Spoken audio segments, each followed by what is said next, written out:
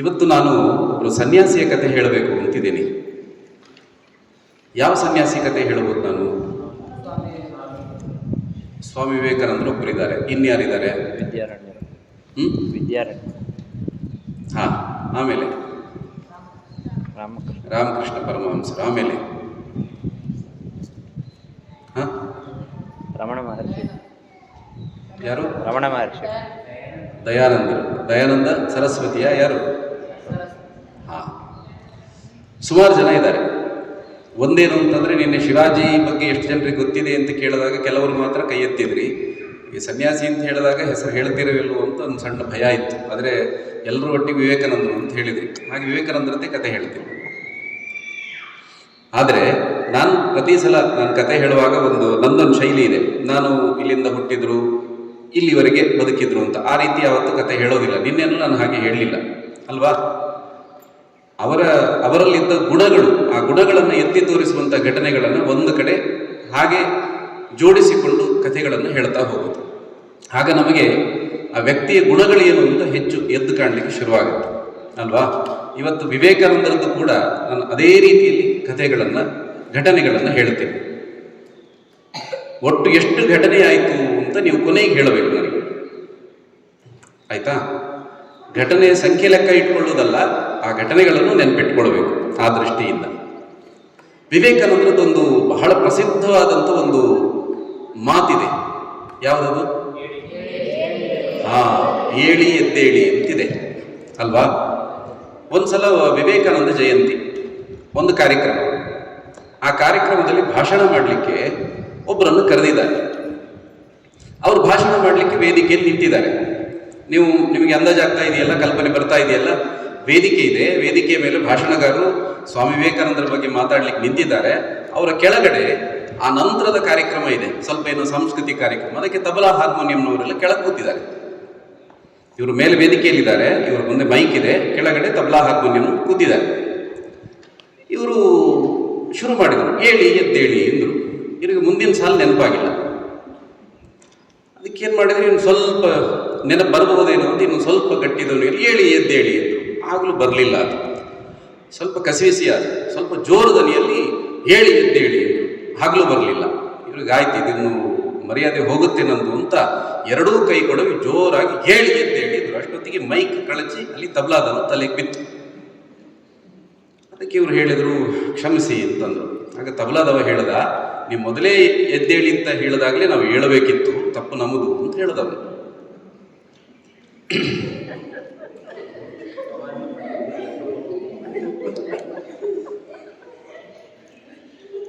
ಇಲ್ಲಿ ಏಳಿ ಎದ್ದೇಳಿ ಅಂತ ಎರಡು ಬಾರಿ ಸ್ವಾಮಿ ವಿವೇಕಾನಂದರು ಹೇಳ್ತಾರೆ ಅಲ್ವಾ? ಏಳಿ ಅಂತ ಹೇಳ್ಬೋದಿತ್ತು, ಅಥವಾ ಎದ್ದೇಳಿ ಅಂತ ಹೇಳ್ಬೋದಿತ್ತು. ಎರಡನ್ನ ಜೊತೆಗೆ ಹೇಳಿದ್ದಾರೆ ಅಂತಂದ್ರೆ ಅವರೆಲ್ಲರೂ ದಾರ್ಶನಿಕರು. ಸುಮ್ಮನೆ ಯಾವುದೋ ಒಂದು ಶಬ್ದವನ್ನು ವಿನಾಕಾರಣ ಹೇಳೋದಿಲ್ಲ. ಏಳಿ ಎದ್ದೇಳಿ ಅಂತ ಹೇಳಿದಾಗ ಯಾಕೆ ಅಂತ ನಾವು ಆ ಕಾಲಘಟ್ಟದಲ್ಲಿ ಹೇಗಿತ್ತು ಪರಿಸ್ಥಿತಿ ಅಂತ ನೋಡಿದ್ರೆ, ಒಬ್ಬ ಕವಿ ಬರೀತಾನೆ, ಸ್ವಾಮಿ ವಿವೇಕಾನಂದರ ಕಾಲದಲ್ಲಿ ಅವತ್ತಿನ ಪರಿಸ್ಥಿತಿ ಅಂದ್ರೆ ಒಟ್ಟು ಭಾರತೀಯರ ಮನಸ್ಥಿತಿ ಹೇಗಿತ್ತು ಅಂತಂದ್ರೆ, ಉರುಳು ಹಗ್ಗದ ಹಾರ ತಾಯಿಕೊರಳ ಬಿಗಿದಿಹುದು, ದಾಸ್ಯ ಮದಿರೆಯ ಕುಡಿದು ದೇಶ ಮಲಗಿಹುದು, ಹೀನ ದೀನರು ಇವರು ಹತಭಾಗ್ಯರೆಂದು ಹಿಂದೂ ಸಂತಾನವನ್ನು ಜಗವು ಜರೆಯುತ್ತಿರೆ, ಮಾತಿರದ ಕಂಠದೊಳು ಭಯಭೀತ ಭಾವದೊಳು ಹಿಂದೂ ಬಂಧುಗಳೆಲ್ಲ ಹರಿದು ಹಂಚಿರಲು, ವರುಷ ಸಾಸಿರದಿಂದ ಪದ ಪ್ರಹಾರವ ಸಹಿಸಿ ತನ್ನ ಅಸ್ತಿತ್ವವನ್ನು ತಾನು ಮರೆತಿರಲು ಅಂತ ಬರೀತಾನೆ ಕವಿ. ದಾಸ್ಯದ ಮದಿರೆಯನ್ನು ಕುಡಿದು ದೇಶದ ಜನ ಮಲಗಿದ್ರು ಅಂತ. ಮದಿರೆ ಅಂದ್ರೆ ಮತ್ತು ಬರುವಂಥದ್ದು. ಅದು ಎಂಥ ಮದಿರೆ ಅಂತ ಕೇಳಿದ್ರೆ ದಾಸ್ಯದ ಮದಿರೆ. ಆಗ ಇಲ್ಲಿ ಆಕ್ರಮಣಕಾರಿಗಳು ಭಾರತದಲ್ಲಿದ್ರು. ಆ ದಾಸ್ಯದ ಮದಿರೆಯನ್ನು ಕುಡಿದು ಇಡೀ ದೇಶದ ಜನ ಮಲಗಿಬಿಟ್ಟಿದ್ದಾರೆ. ಅವರನ್ನು ಎಬ್ಬಿಸಬೇಕು ಅಂತಿದ್ರೆ ಸುಮ್ಮನೆ ಹೇಳಿದ್ರೆ ಸಾಕಾಗುದಿಲ್ಲ. ಅದಕ್ಕೋಸ್ಕರ ಏಳಿ ಎದ್ದೇಳಿ ಅಂತ. ಅಷ್ಟು ಮಾತ್ರವಲ್ಲ, ಗುರಿ ಮುಟ್ಟುವ ತನಕ ನಿಲ್ಲದಿರಿ ಅಂತ ಅವ್ರು ಹೇಳಿದ್ದು ಅವ್ರು ಪ್ರತಿ ಬಾರಿ ಹೇಳ್ತಾ ಇರ್ತಾರೆ. ಅವರು ಮೊದಲ ಶಿಷ್ಯ ಸದಾನಂದರು ಹೇಳ್ತಾರೆ, ಯಾವಾಗಲೂ ಗುರುಗಳು ಹೇಳ್ತಾ ಇದ್ದದ್ದು ಗುರಿ ಮುಟ್ಟುವ ತನಕ ಅಂತಂದ್ರೆ ಭಾರತ ಅದನ್ನು ಅಮೂಲಾಗ್ರವಾಗಿ ಮೇಲಕ್ಕೆತ್ತುವಂತ ಒಂದು ಕಾಯಕಲ್ಪವನ್ನು ನಾವು ನಿರ್ಮಾಣ ಮಾಡಬೇಕು. ಭಾರತ ಅಂದ್ರೆ ಅದು ಉಳಿದ ದೇಶಗಳ ರೀತಿ ಅಲ್ಲ. ಭಾರತದ ಉತ್ಥಾನ ಅಂತಂದ್ರೆ ಅದು ಜಗತ್ತಿನ ಕಲ್ಯಾಣ. ಅದಕ್ಕೋಸ್ಕರ ಕಲ್ಯಾಣ ಆಗುತ್ತದೆ. ಅದಕ್ಕೋಸ್ಕರ ನಾವು ಆ ಗುರಿಯನ್ನು ನಾವು ಸಾಧಿಸಬೇಕು ಅಂತ ವಿವೇಕಾನಂದರು ಹೇಳ್ತಾ ಇದ್ರು ಅಂತ ಸ್ವಾಮಿ ಸದಾನಂದರು ನಮಗದನ್ನ ಹೇಳ್ತಾರೆ. ಹಾಗೆ ಒಬ್ಬ ಸನ್ಯಾಸಿಗಳನ್ನು ನಾವೆಲ್ಲ ನೋಡಿದ್ದೇವೆ, ಹೌದಲ್ವಾ? ನೋಡಿದ್ದೀರಾ ಸನ್ಯಾಸಿಗಳನ್ನು ನೋಡಿದ್ದೀರಾ? ಸನ್ಯಾಸಿಗಳು ಹೇಗಿರ್ತಾರೆ? ಒಂದೊಂದು ಲಕ್ಷಣ ಹೇಳಿ, ಸನ್ಯಾಸಿಗಳ ಲಕ್ಷಣ ಹೇಳಿ. ಕಾವಿ ಬಟ್ಟೆ ಹಾಕಿರ್ತಾರೆ, ರುದ್ರಾಕ್ಷಿ ಹಾಕ್ತಾರೆ, ಕೆಲವರು ತುಳಸಿ ಹಾಕ್ತಾರೆ, ಬೇರೆ ಬೇರೆ ಮಾಲೆಗಳನ್ನು ಹಾಕ್ತಾರೆ, ಶಾಂತ ಸ್ವಭಾವದಲ್ಲಿ ಇರ್ತಾರೆ. ಆಮೇಲೆ ಏನು ಹೇಳಿ? ಮನೆಯನ್ನು ಬಿಟ್ಟು ಬಂದಿರ್ತಾರೆ. ಅಲ್ಲಿ ಒಟ್ಟು ಲಕ್ಷಣ ಅವರನ್ನು, ಅದು ಮೊದಲೇ ಬಿಟ್ಟು ಬಂದ ನಂತರ ಸನ್ಯಾಸಿ ಆಗುದಲ್ಲ. ಅವರು ನೋಡುವಾಗ ಅವ್ರು ಎಲ್ಲರ ಜೊತೆ ಊಟ ಮಾಡ್ತಾರಾ? ಎಲ್ಲರೂ ಮಾತಾಡ್ತಾರಾ? ಎಲ್ಲರೂ ಕೂತ್ಕೊಳ್ತಾರಾ? ವೇದಿಕೆಯಲ್ಲಿ ಅವ್ರಿಗೆ ಬೇರೆ ಅಲ್ವಾ, ಬೇರೆ ಡಿಸೈನಿನ ಕುರ್ಚಿ ಬೇಕು ಅವರಿಗೆ, ಎಲ್ಲರ ಹತ್ರ ಕೂತ್ಕೊಳ್ಳೋದಿಲ್ಲ, ಅವರಿಗೆ ಸ್ವಲ್ಪ ಡಿಸ್ಟೆನ್ಸ್ ಇದೆಲ್ಲ ಇರುತ್ತದೆ ಅಲ್ವಾ? ವಿವೇಕಾನಂದರು ಮೊದಲ ಬಾರಿ ಕರ್ನಾಟಕಕ್ಕೆ ಬರ್ತಾರೆ 1892ರಲ್ಲಿ. ಬರುವುದು ಬೆಳಗಾವಿಗೆ ಬರ್ತಾರೆ. ಅವರಿಗೆ ಬೆಳಗಾವಿಯಲ್ಲಿ ಯಾರೋ ಒಂದು ಪರಿಚಯ ಪತ್ರ ಕೊಟ್ಟು ಕಳಿಸಿರ್ತಾರೆ. GS ಭಾಟೆ ಅಂತ ಒಬ್ಬರಿದ್ದಾರೆ, ನನ್ಗೆ ಗೊತ್ತಲ್ಲ, ಆಮೇಲೆ ಕೊನೆಗೆಲ್ಲ ಹೆಸರುಗಳನ್ನು ಕೇಳ್ತೀನಿ ನಾನು ವಾಪಸ್. GS ಭಾಟೆ ಅನ್ನೋರಿದ್ದಾರೆ. ಅವರಿಗೆ GS ಭಾಟೆ ಅವರಿಗೆ ಒಂದು ಪರಿಚಯ ಪತ್ರ ಕೊಟ್ಟು ಇವರೊಬ್ಬರು ವಿವೇಕಾನಂದ ಅಂತ ಯಾರಿಗೂ ಪರಿಚಯ ಇಲ್ಲ. ಇವರು ಪರಿಚಯ ಆಗಿದ್ದು ಚಿಕಾಗೋಗೆ ಹೋಗಿ ಅಲ್ಲಿ ಭಾಷಣ ಮಾಡಿ ಆನಂತರ ಎಲ್ಲ ವಿದೇಶ ಸುದ್ದಿ ಬಂದ ನಂತರ ಜಗತ್ತಿಗೆ ಪರಿಚಯ, ಭಾರತಕ್ಕೂ ಪರಿಚಯ. ಅದಕ್ಕೆ ಇವರು ಪರಿಚಯ ಇಲ್ಲ. ಬಂದಿದ್ದಾರೆ 1892ರಲ್ಲಿ ಇಲ್ಲಿಗೆ ಬೆಳಗಾವಿಗೆ ಬಂದಿದ್ದಾರೆ. ಬರುವಾಗ ವೇಷ ಹೇಗಿತ್ತು? ನೀವು ಹೇಳಿದ್ರಲ್ಲ, ಕಾವಿ ಪಂಚೆ ಇತ್ತು, ಮೇಲೊಂದು ಟೀ ಶರ್ಟ್ ಹಾಕೊಂಡಿದ್ದಾರೆ. ಟೀ ಶರ್ಟ್ ಸ್ವಲ್ಪ ಕಾವಿ ಬಣ್ಣದ್ದೇ. ಆನಂತರ ಒಂದು ಕೈಯಲ್ಲಿ ಒಂದು ದಂಡ ಇರಬೇಕಲ್ಲ, ಅದರ ಬದಲಿಗೆ ನಾಯಿ ಓಡಿಸೋ ಒಂದು ಕೋಲಿದೆ ಅವ್ರ ಕೈಯಲ್ಲಿ. ಅರ್ಥ ಆಗ್ತಾ ಇದೆ ಅವ್ರು ಹೇಗಿದ್ರು ಅಂತ. ಇವರು ನೋಡಿದಾಗಲಿ ಇವ್ರು ಯಾವ ಕಪಟ ಸನ್ಯಾಸಿ ಇರಬೇಕು ಅಂತ ಭಾಟಿ ಅವರಿಗೆ ಅನಿಸಿತ್ತು. ಇವನು ಸುಮ್ಮನೆ ಯಾವುದೋ ಒಂದು ಸ್ವಾಮಿಗಳ ಹೆಸರು ಹೇಳಿಕೊಂಡು ಸನ್ಯಾಸಿ ಅಂತ ಬಂದಿದ್ದಾನೆ ಅಂತ ಅವರು ಅಂದ್ಕೊಂಡ್ರು. ಊಟ ಮಾಡೋಣ ಅಂತಂದ್ರು ಭಾಟೆಯವರು. ಯಾಕೆ ಮಧ್ಯಾಹ್ನದ ಹೊತ್ತಾಗಿದೆ. ಸ್ವಾಮೀಜಿಯವರು ಯಾವಾಗಲೂ ಪ್ರತ್ಯೇಕ ಊಟ ಕೂತ್ಕೊಳ್ತಾರೆ. ಇವರು ಆಯ್ತು ಬನ್ನಿ ಅಂತ ಇವರು ಹತ್ತಿರನೇ ಹೋಗಿ ಕೂತ್ಕೊಂಡ್ಬಿಟ್ರು. ನನ್ನ ಲಕ್ಷಣ ಕೇಳಿದ್ದು ಅದಕ್ಕೆ, ನಿಮಗೆ ಸನ್ಯಾಸಿಗಳು ಹೇಗಿರ್ತಾರೆ ಅಂತ ಕೇಳಿದ್ದು ಅದಕ್ಕೆ. ಇವರು ಸ್ವಲ್ಪ ವ್ಯತಿರಿಕ್ತವಾಗಿದ್ದಾರೆ ಅದಕ್ಕಿಂತ. ಅವ್ರ ಜೊತೆಗೆ ಊಟ ಮಾಡಿದ್ರು. ಈಗಂತೂ ಭಾಟಿ ಅವ್ರಿಗೆ ಅನಿಸಿತು, ಈ ಮನುಷ್ಯ ಸುಮ್ಮನೆ ಇದು ಯಾರೋ ಡೋಗಿ ಸನ್ಯಾಸಿ ಇರಬೇಕು ಅಂತ. ಊಟ ಆಯಿತು. ಊಟ ಆದ ನಂತರ ಭಾಟಿ ಅವರು ಭಗವದ್ಗೀತೆಯ ಒಂದು ಅಧ್ಯಾಯವನ್ನು ಓದ್ತಾ ಇದ್ದಾರೆ ಅವರಷ್ಟಕ್ಕೆ ಗಟ್ಟಿಯಾಗಿ. ಅಂದ್ರೆ ಇವರಿಗೆ ಕೇಳಲಿ ಅಂತ, ಇಲ್ಲೊಬ್ಬ ಸನ್ಯಾಸಿ ಬಂದಿದ್ದಾನಲ್ಲ, ಇವನಿಗೆ ಇದೆಲ್ಲ ಎಷ್ಟು ಗೊತ್ತಿದೆ ಅಂತ ಗೊತ್ತಾಗಬೇಕಲ್ಲ, ಓದ್ತಾ ಇದ್ದಾರೆ. ಇವರು ಆ ಕಡೆ ಈ ಕಡೆ ಅಡ್ಡಾಡ್ತಾ ಇರುವಾಗ ತಕ್ಷಣ ನಿಂತ್ಕೊಳ್ತಾರೆ. ಭಾಟಿ ಅವರು, ನೀವು ತಪ್ಪು ಓದ್ತಾ ಇದ್ದೀರಿ, ಆ ಅಧ್ಯಾಯ ಹಾಗಲ್ಲ ಅಂತ ಇಡೀ ಅಧ್ಯಾಯವನ್ನು ಪೂರ್ತಿ ಕಂಠಸ್ಥವಾಗಿ ಹೇಳ್ತಾರೆ.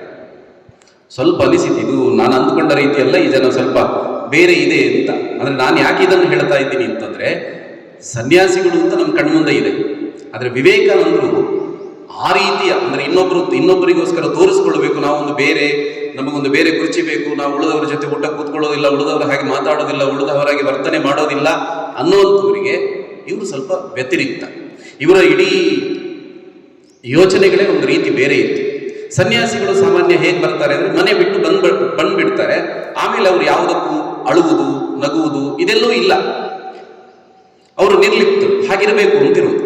ಆದರೆ ಕಾಶಿಯಲ್ಲಿ ಒಬ್ಬರು ವೃದ್ಧ ಸನ್ಯಾಸಿ ತೀರ್ಕೊಂಡ್ರು ಅಂತ ಗೊತ್ತಾದ ತಕ್ಷಣ ವಿವೇಕಾನಂದರಲ್ಲಿ ಓಡೋ ಅಂತ ಅಳ್ತಾರೆ, ಜೋರಾಗಿ ಅಳ್ತಾರೆ. ಅತ್ತಾಗ ಅಲ್ಲಿ ಇನ್ನೊಬ್ಬರು ಹಿರಿಯರು ಹೇಳ್ತಾರೆ, ನೋಡಿ ನೀವು ಸನ್ಯಾಸಿಗಳು, ನೀವು ನಿಮ್ಮ ದುಃಖ ಸಂತೋಷ ಯಾವುದನ್ನು ವ್ಯಕ್ತಪಡಿಸೋ ಹಾಗಿಲ್ಲ, ನೀವು ನಿರ್ಲಿಪ್ತರಾಗಿರಬೇಕು ಅಂತ. ಆಗ ವಿವೇಕಾನಂದರು ಹೇಳುವಂಥ ಮಾತು, ಇನ್ನೊಬ್ಬರ ದುಃಖಕ್ಕೆ ಅಳಬಾರದು ಅಂತಾದರೆ ನನಗಂತ ಸನ್ಯಾಸವೇ ಬೇಡ ಅಂತ ಹೇಳ್ತಾರೆ. ಅರ್ಥ ಆಗ್ತಾ ಇದೆ ನಾನು ಹೇಳಿದ್ದು? ಅಂದ್ರೆ ನೀವು ಹೇಳಿದ ಸನ್ಯಾಸಿ ಯಾವ ಲಕ್ಷಣವೂ ಇಲ್ಲ ಇವರಿಗೆ. ಅಂದ್ರೆ ಇವರು ಸಮಾಜದ ಜೊತೆಗಿದ್ರು. ಸಮಾಜಕ್ಕೆ ಅಳಬಾರದು ಅಂತಾದ್ರೆ ನನಗಂತ ಸನ್ಯಾಸವೇ ಬೇಡ ಅಂತ ಅವರು ಹೇಳಿದಂಥ ಮಾತು. ಇವರು ಚಿಕಾಗೋ ವಿಶ್ವಧರ್ಮ ಸಮ್ಮೇಳನಕ್ಕೆ ಹೋಗ್ತಾರೆ, ನಮಗೆಲ್ಲ ಗೊತ್ತಲ್ವಾ, ಅಲ್ಲಿಂದ ಅವರು ಬಹಳ ಪ್ರಸಿದ್ಧಿ ಪಡೆದರು ಅಂತ. ಏನು ಹೇಳಿದ್ದವರಲ್ಲಿ? ಅಲ್ಲಿ ಎಲ್ರಿಗೂ ಅದು ಆನಂದ ಆಗಿದ್ದು ಯಾಕೆ ಅಂತ ನಾವು ಕೇಳ್ತೀವಿ. ಅಲ್ಲಿವರೆಗೆ ಬೇರೆಯವರು ಉಳಿದದ್ದು ಹೇಳಿದ್ರು, ಆದರೆ ಇತ್ತೀಚೆಗೊಬ್ಬರು ಹೇಳ್ತಾರೆ, ಅನೇಕರು ಹೇಳಿದ್ದಾರೆ, ಬ್ರದರ್ಸ್ ಆ್ಯಂಡ್ ಸಿಸ್ಟರ್ಸ್ ಅನ್ನುವಂತಹ ಶಬ್ದವನ್ನು ಅನೇಕರು ಹೇಳಿದ್ದಾರೆ. ಆದರೆ ವಿವೇಕಾನಂದರು ಹೇಳಿದಾಗ ಎಲ್ಲರಿಗೂ ಅದು ಅನುಭವಕ್ಕೆ ಬಂತು ಅಂತ. ಉಳಿದವರು ಶಬ್ದ ಮಾತ್ರ ಕೇಳಿತು. ಇವರು ಹೇಳಿದಾಗ ಸ್ವತಃ ಇವರು ತನ್ನ ಸಹೋದರ ಸಹೋದರಿಯರಿ ಅಂತ ಕರೆದ ರೀತಿಯಲ್ಲಿ ಅನುಭವಕ್ಕೆ ಬಂತು. ಅದಕ್ಕೋಸ್ಕರ ಅವರು ಎದ್ದು ನಿಂತು ಚಪ್ಪಾಳೆ ಹೊಡೆದರು ಅಂತ ಇತ್ತೀಚೆಗೆ ಒಬ್ಬರು ಹೇಳಿದ್ರು. ಅಂದ್ರೆ ಅಷ್ಟು ಭಾವನೆಗಳಿತ್ತು ಅಂತ. ಇದಾದ ನಂತರ ಅವರು ಪ್ರಸಿದ್ಧಿಗೆ ಬಂದರು. ಅದಾದ ಒಂದು ದೊಡ್ಡ ಐಷಾರಾಮಿ ಮನೆಯಲ್ಲಿ ಅವರಿಗೆ ವಸತಿ ವ್ಯವಸ್ಥೆ ಆಯಿತು. ಐಷಾರಾಮಿ ಮನೆ ಅಂದ್ರೆ ನಮ್ಗೆ ಗೊತ್ತಿದೆ. ಅವರಿಗೆ ಒಂದು ಕೊಠಡಿ ಕೊಟ್ಟಿದ್ದಾರೆ, ಬಹಳ ಅರಮನೆಯ ತರ ಮನೆ ಕೊಠಡಿ ಕೊಟ್ಟಿದ್ದಾರೆ.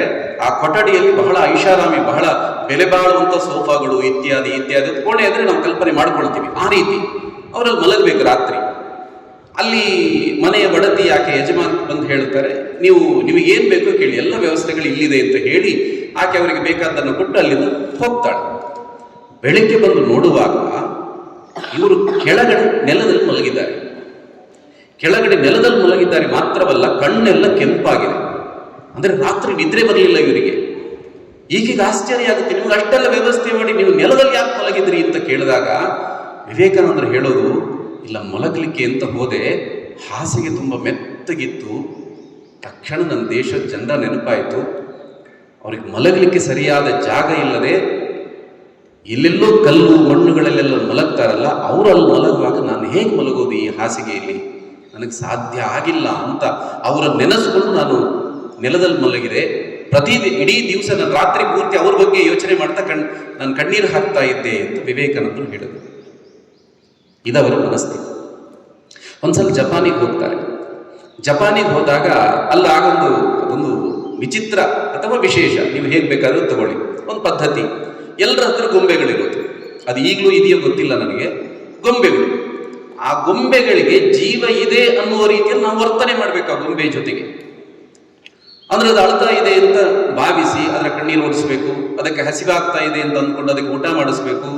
ಈ ರೀತಿ ಅದಕ್ಕೆ ಅದು ಏಕಾಂತದಲ್ಲಿ ಅದಕ್ಕೆ ಇನ್ಯಾರು ಒಟ್ಟು ಆಟ ಆಡಿಸ್ಬೇಕು ಅಂತ ಅನಿಸ್ತಾ ಇದೆ ಅಂತ ಅದಕ್ಕೆ ನಾವು ಆಟ ಆಡಿಸ್ಲಿಕ್ಕೆ ಕರ್ಕೊಂಡು ಹೋಗ್ಬೇಕು. ಈ ರೀತಿ ಒಟ್ಟು ಆ ರೀತಿ ಅದರ ಜೊತೆಗೆ ಒಂದು ಜೀವಂತ ಮನುಷ್ಯನ ರೀತಿಯಲ್ಲಿ ಅದರ ಜೊತೆ ವ್ಯವಹಾರ ಮಾಡಬೇಕು. ಇದನ್ನು ನೋಡ್ತಾರೆ. ಇದನ್ನು ನೋಡಿ ನೋಡಿ ನೋಡಿ ಅಲ್ಲಿ ಕಣ್ಣೀರು ಹಾಕ್ತಾರೆ ಸ್ವಾಮಿ ವಿವೇಕಾನಂದರು.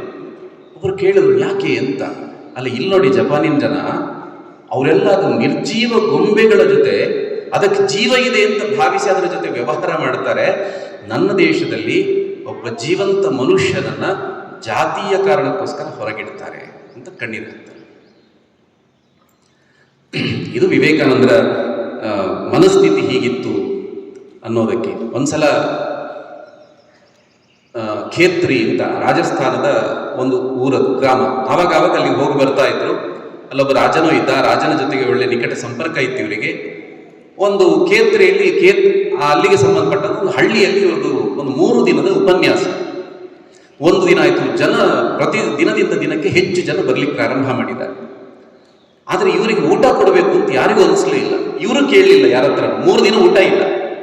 ಎಲ್ಲರೂ ಬರ್ತಾರೆ, ಪ್ರವಚನ ಕೇಳುತ್ತಾರೆ, ಆನಂತರ ಬೇಕಾದ ಪ್ರಶ್ನೆಗಳನ್ನು ಕೇಳ್ಕೊಂಡು ಉತ್ತರ ಪಡ್ಕೊಂಡು ಹೋಗ್ತಾರೆ. ಆದ್ರೆ ಒಬ್ಬರಿಗೆ ಇವರಿಗೆ ಊಟ ಕೊಡಬೇಕು ಅಂತ ಅನಿಸ್ಲೇ ಇಲ್ಲ. ಆದ್ರೆ ಒಬ್ಬ ದೂರದಲ್ಲಿ ನಿಂತ್ಕೊಂಡಿದ್ದ, ಪ್ರತಿದಿನ ಪ್ರವಚನ ಕೇಳ್ತಾ ಇದ್ದ. ಅವನಿಗೆ ಹತ್ರ ಬಂದು ಕೂತ್ಕೊಳ್ಳಿಕ್ಕೆ ನನ್ನನ್ನು ಹತ್ರ ಸೇರಿಸದೇ ಇದ್ರೆ ಅಂತ ಭಯ ಮನಸ್ಸಲ್ಲಿ. ದೂರ ಇದ್ದ, ಗಮನಿಸ್ತಾ ಇದ್ದ ವಿವೇಕಾನಂದರು. 3ನೇ ದಿನ ಕರೆದ್ರು, ಇಲ್ವಾ ಹತ್ರಕ್ಕೆ ಅಂತ. ಯಾಕೆ ದೂರ ನಿಂತಿದ್ದಿ ಅಂತ. ಇಲ್ಲ, ನಾನು ದೂರನೇ ನಿಲ್ಬೇಕಾದವರು ಅಂತ ಇದೆ ಅಂತ. ಹಾಗೆಲ್ಲ ಏನೂ ಇಲ್ಲ. ಅದೆಲ್ಲ ಇರಲಿ, ನಾನು ನಿಮಗೆ ಊಟ ಕೊಡಬೇಕು ಅಂತ ಇದ್ದೇನೆ. ನಾನೇನಾದರೂ ಸ್ವಲ್ಪ ಹಣ್ಣುಗಳ ಧಾನ್ಯ ಏನಾದರೂ ತಂದು ಕೊಡ್ಲಾ, ನೀವು ಊಟ ಮಾಡ್ಕೊಳ್ತೀರಾ ಅಂತ ಕೇಳಿದ. ಅದಕ್ಕೆ ವಿವೇಕಾನಂದರು ಹೇಳ್ತಾರೆ, ನೀನು ಧಾನ್ಯ ತರೋದು ಬೇಡ, ನೀನು ಮನೆಯಲ್ಲೇ ಊಟ ಮಾಡ್ಕೊಂಡು ಅದನ್ನು ತಗೊಂಬ, ಒಟ್ಟಿಗೆ ಊಟ ಮಾಡುವ ಅಂತಂದ್ರು. ಅವನಿಗೆ ಆಶ್ಚರ್ಯ, ಇಲ್ಲಿ ನಮ್ಮ ಜನರ ಜೊತೆ ಸೇರಿಸ್ಕೊಳ್ಳೋದಿಲ್ಲ, ಆದ್ರೆ ಈ ಸನ್ಯಾಸಿ ಬಂದು ಮನೆಯಲ್ಲಿ ಊಟ ಮಾಡ್ಕೊಂಬ, ಒಟ್ಟಿಗೆ ಊಟ ಮಾಡುವ ಅಂತ ಹೇಳ್ತಾರಲ್ಲ ಅಂತ. ಅದು ಆನಂದವೂ ಆಶ್ಚರ್ಯವೂ. ಮನೆಗೆ ಓಡಿ ಹೋಗಿ ಒಂದಷ್ಟೇನು ಊಟ ತಗೊಂಡ್ ಅಂದಾಗ ಅವನನ್ನು ಹತ್ರದಲ್ಲಿ ಕೂರಿಸ್ಕೊಂಡು ಅವನ ಜೊತೆಗೆ ಊಟ ಮಾಡ್ತಾರೆ. ಅವನ ಕೀಳರಿವೆಯನ್ನು ಹೋಗಲಾಡಿಸ್ತಾರೆ ವಿವೇಕಾನಂದ. ಇದು ವಿವೇಕಾನಂದರ ಗುಣ ಇದ್ದಂಥದ್ದು. ಗಣೇಶ್ ದೇವಸ್ಕರ್ ಅಂತ, ಪಂಡಿತ್ ಗಣೇಶ್ ದೇವಸ್ಕರ್ ಅಂತ, ಅವ್ರ ಜೊತೆಗೆ ಒಂದ್ಸಲ ಮಾತುಕತೆಯಲ್ಲಿ ತೊಡಗಿದ್ರು. ಏನ್ ಮಾತುಕತೆ ಅಂತಂದ್ರೆ, ಅದಕ್ಕಿಂತ ಸ್ವಲ್ಪ ದಿನದ ಹಿಂದೆ ಪಂಜಾಬಿನಲ್ಲಿ ಎಲ್ಲರೂ ಊಟಕ್ಕೆ ಕೂತಿದ್ದಾಗ ಒಬ್ಬನನ್ನು ಜಾತಿಯ ಕಾರಣಕ್ಕೋಸ್ಕರ ಆ ಊಟದ ಪಂಕ್ತಿಯಿಂದ ಎಬ್ಬಿಸ್ತಾರೆ. ಊಟದ ಪಂಕ್ತಿಯಿಂದ ಎಬ್ಬಿಸಿದ್ದು ಪತ್ರಿಕೆಯಲ್ಲಿ ಬಂದಿತ್ತು. ಅದನ್ನು ದೇವಸ್ಕರ್ ಓದ್ತಾ ಇದ್ದರು. ದೇವಸ್ಕರ್ ಓದ್ತಾ ಇದ್ದಾಗ ಇವ್ರು ಕೇಳ್ತಾರೆ, ಸ್ವಾಮೀಜಿ ಕೇಳ್ತಾರೆ, ನಿಮ್ಮ ಅಭಿಪ್ರಾಯ ಏನು ದೇವಸ್ಕರ ಇದಕ್ಕೆ? ಅಲ್ಲಿ ಊಟಕ್ಕೆ ಎಲ್ಲರೂ ಕೂತಿದ್ದಾಗ ಅವನು ಜಾತಿಯ ಕಾರಣಕ್ಕೆ ಅವನನ್ನು ಎಬ್ಬಿಸಿದ್ರಲ್ಲ, ನಿಮ್ಮ ಅಭಿಪ್ರಾಯ ಏನು ಅಂತ ಕೇಳ್ತಾರೆ. ಅದಕ್ಕೆ ದೇವಸ್ಕರ ಹೇಳ್ತಾರೆ, ಸರಿ ಇದೆ, ಅದು ಅವನು ಪಡ್ಕೊಂಡು ಬಂದಂಥ ಕರ್ಮ, ಅದು ಯಾರ್ಯಾರು ಎಲ್ಲೆಲ್ಲಿ ಇರಬೇಕು ಅಲ್ಲೇ ಇರಬೇಕು ಅಂತ ದೇವಸ್ಕರ ಹೇಳಿದಾಗ ವಿವೇಕಾನಂದರಿಗೆ ಅವರು ವ್ಯಗ್ರರಾಗ್ತಾರೆ, ಅವ್ರಿಗೆ ಸಿಟ್ಟು ಬರುತ್ತೆ. ಅವ್ರಿಗೆಲ್ಲಿ ಆ ಕೂತಲ್ಲಿಂದ ಹೇಳ್ತಾರೆ, ಒಂದು ನಾಯಿಯೂ ಹಸಿದಿರುವಾಗ, ಅವ್ರು ಹೇಳುವಂಥ ಮಾತು ನೋಡಿ, ಒಂದು ನಾಯಿಯೂ ಹಸಿದಿರುವಾಗ ಅದಕ್ಕೆ ಆಹಾರ ಕೊಡುವುದೇ ನಿಜವಾದ ಧರ್ಮ. ಒಂದು ನಾಯಿಯೂ ಹಸಿದಿರುವಾಗ ಅದಕ್ಕೆ ಆಹಾರ ಕೊಡುವುದೇ ನಿಜವಾದ ಧರ್ಮ, ಉಳಿದದ್ದೆಲ್ಲವೂ ಅಧರ್ಮ ಅಂತ ಹೇಳ್ತಾರೆ. ಇದು ವಿವೇಕಾನಂದರಿಗೆ ಅಂದರೆ ಸಮಾಜದ ಬಗ್ಗೆ ಇದ್ದಂಥ, ಸಾಮಾನ್ಯ ಸನ್ಯಾಸಿಗಳು ಹೇಗಿರ್ತಾರೆ ಅಂತ ನೀವೇ ಹೇಳಿದ್ರಾಗ, ಸನ್ಯಾಸಿಗಳು ಹೇಗಿರ್ತಾರೆ ಅಂತ ನಮಗೆ ಗೊತ್ತಿದೆ.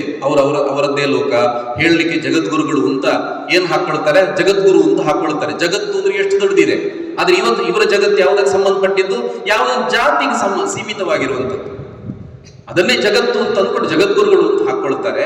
ಆದ್ರೆ ವಿವೇಕಾನಂದರು ಅದಕ್ಕೆ ತುಂಬಾ ಭಿನ್ನ. ಮತ್ತವರು ಸಮಾಜದ ಜನರ ಸುಖ ದುಃಖ ಅದೆಲ್ಲದರ ಜೊತೆ ನಾನಿರಬೇಕು ಅಂತ ಇದ್ದಂಥವ್ರು. ಇದು ಅವರ ಒಂದು ಸ್ವಭಾವ. ಅದಕ್ಕೆ ಇದಿಷ್ಟು ಘಟನೆ. ಇನ್ನು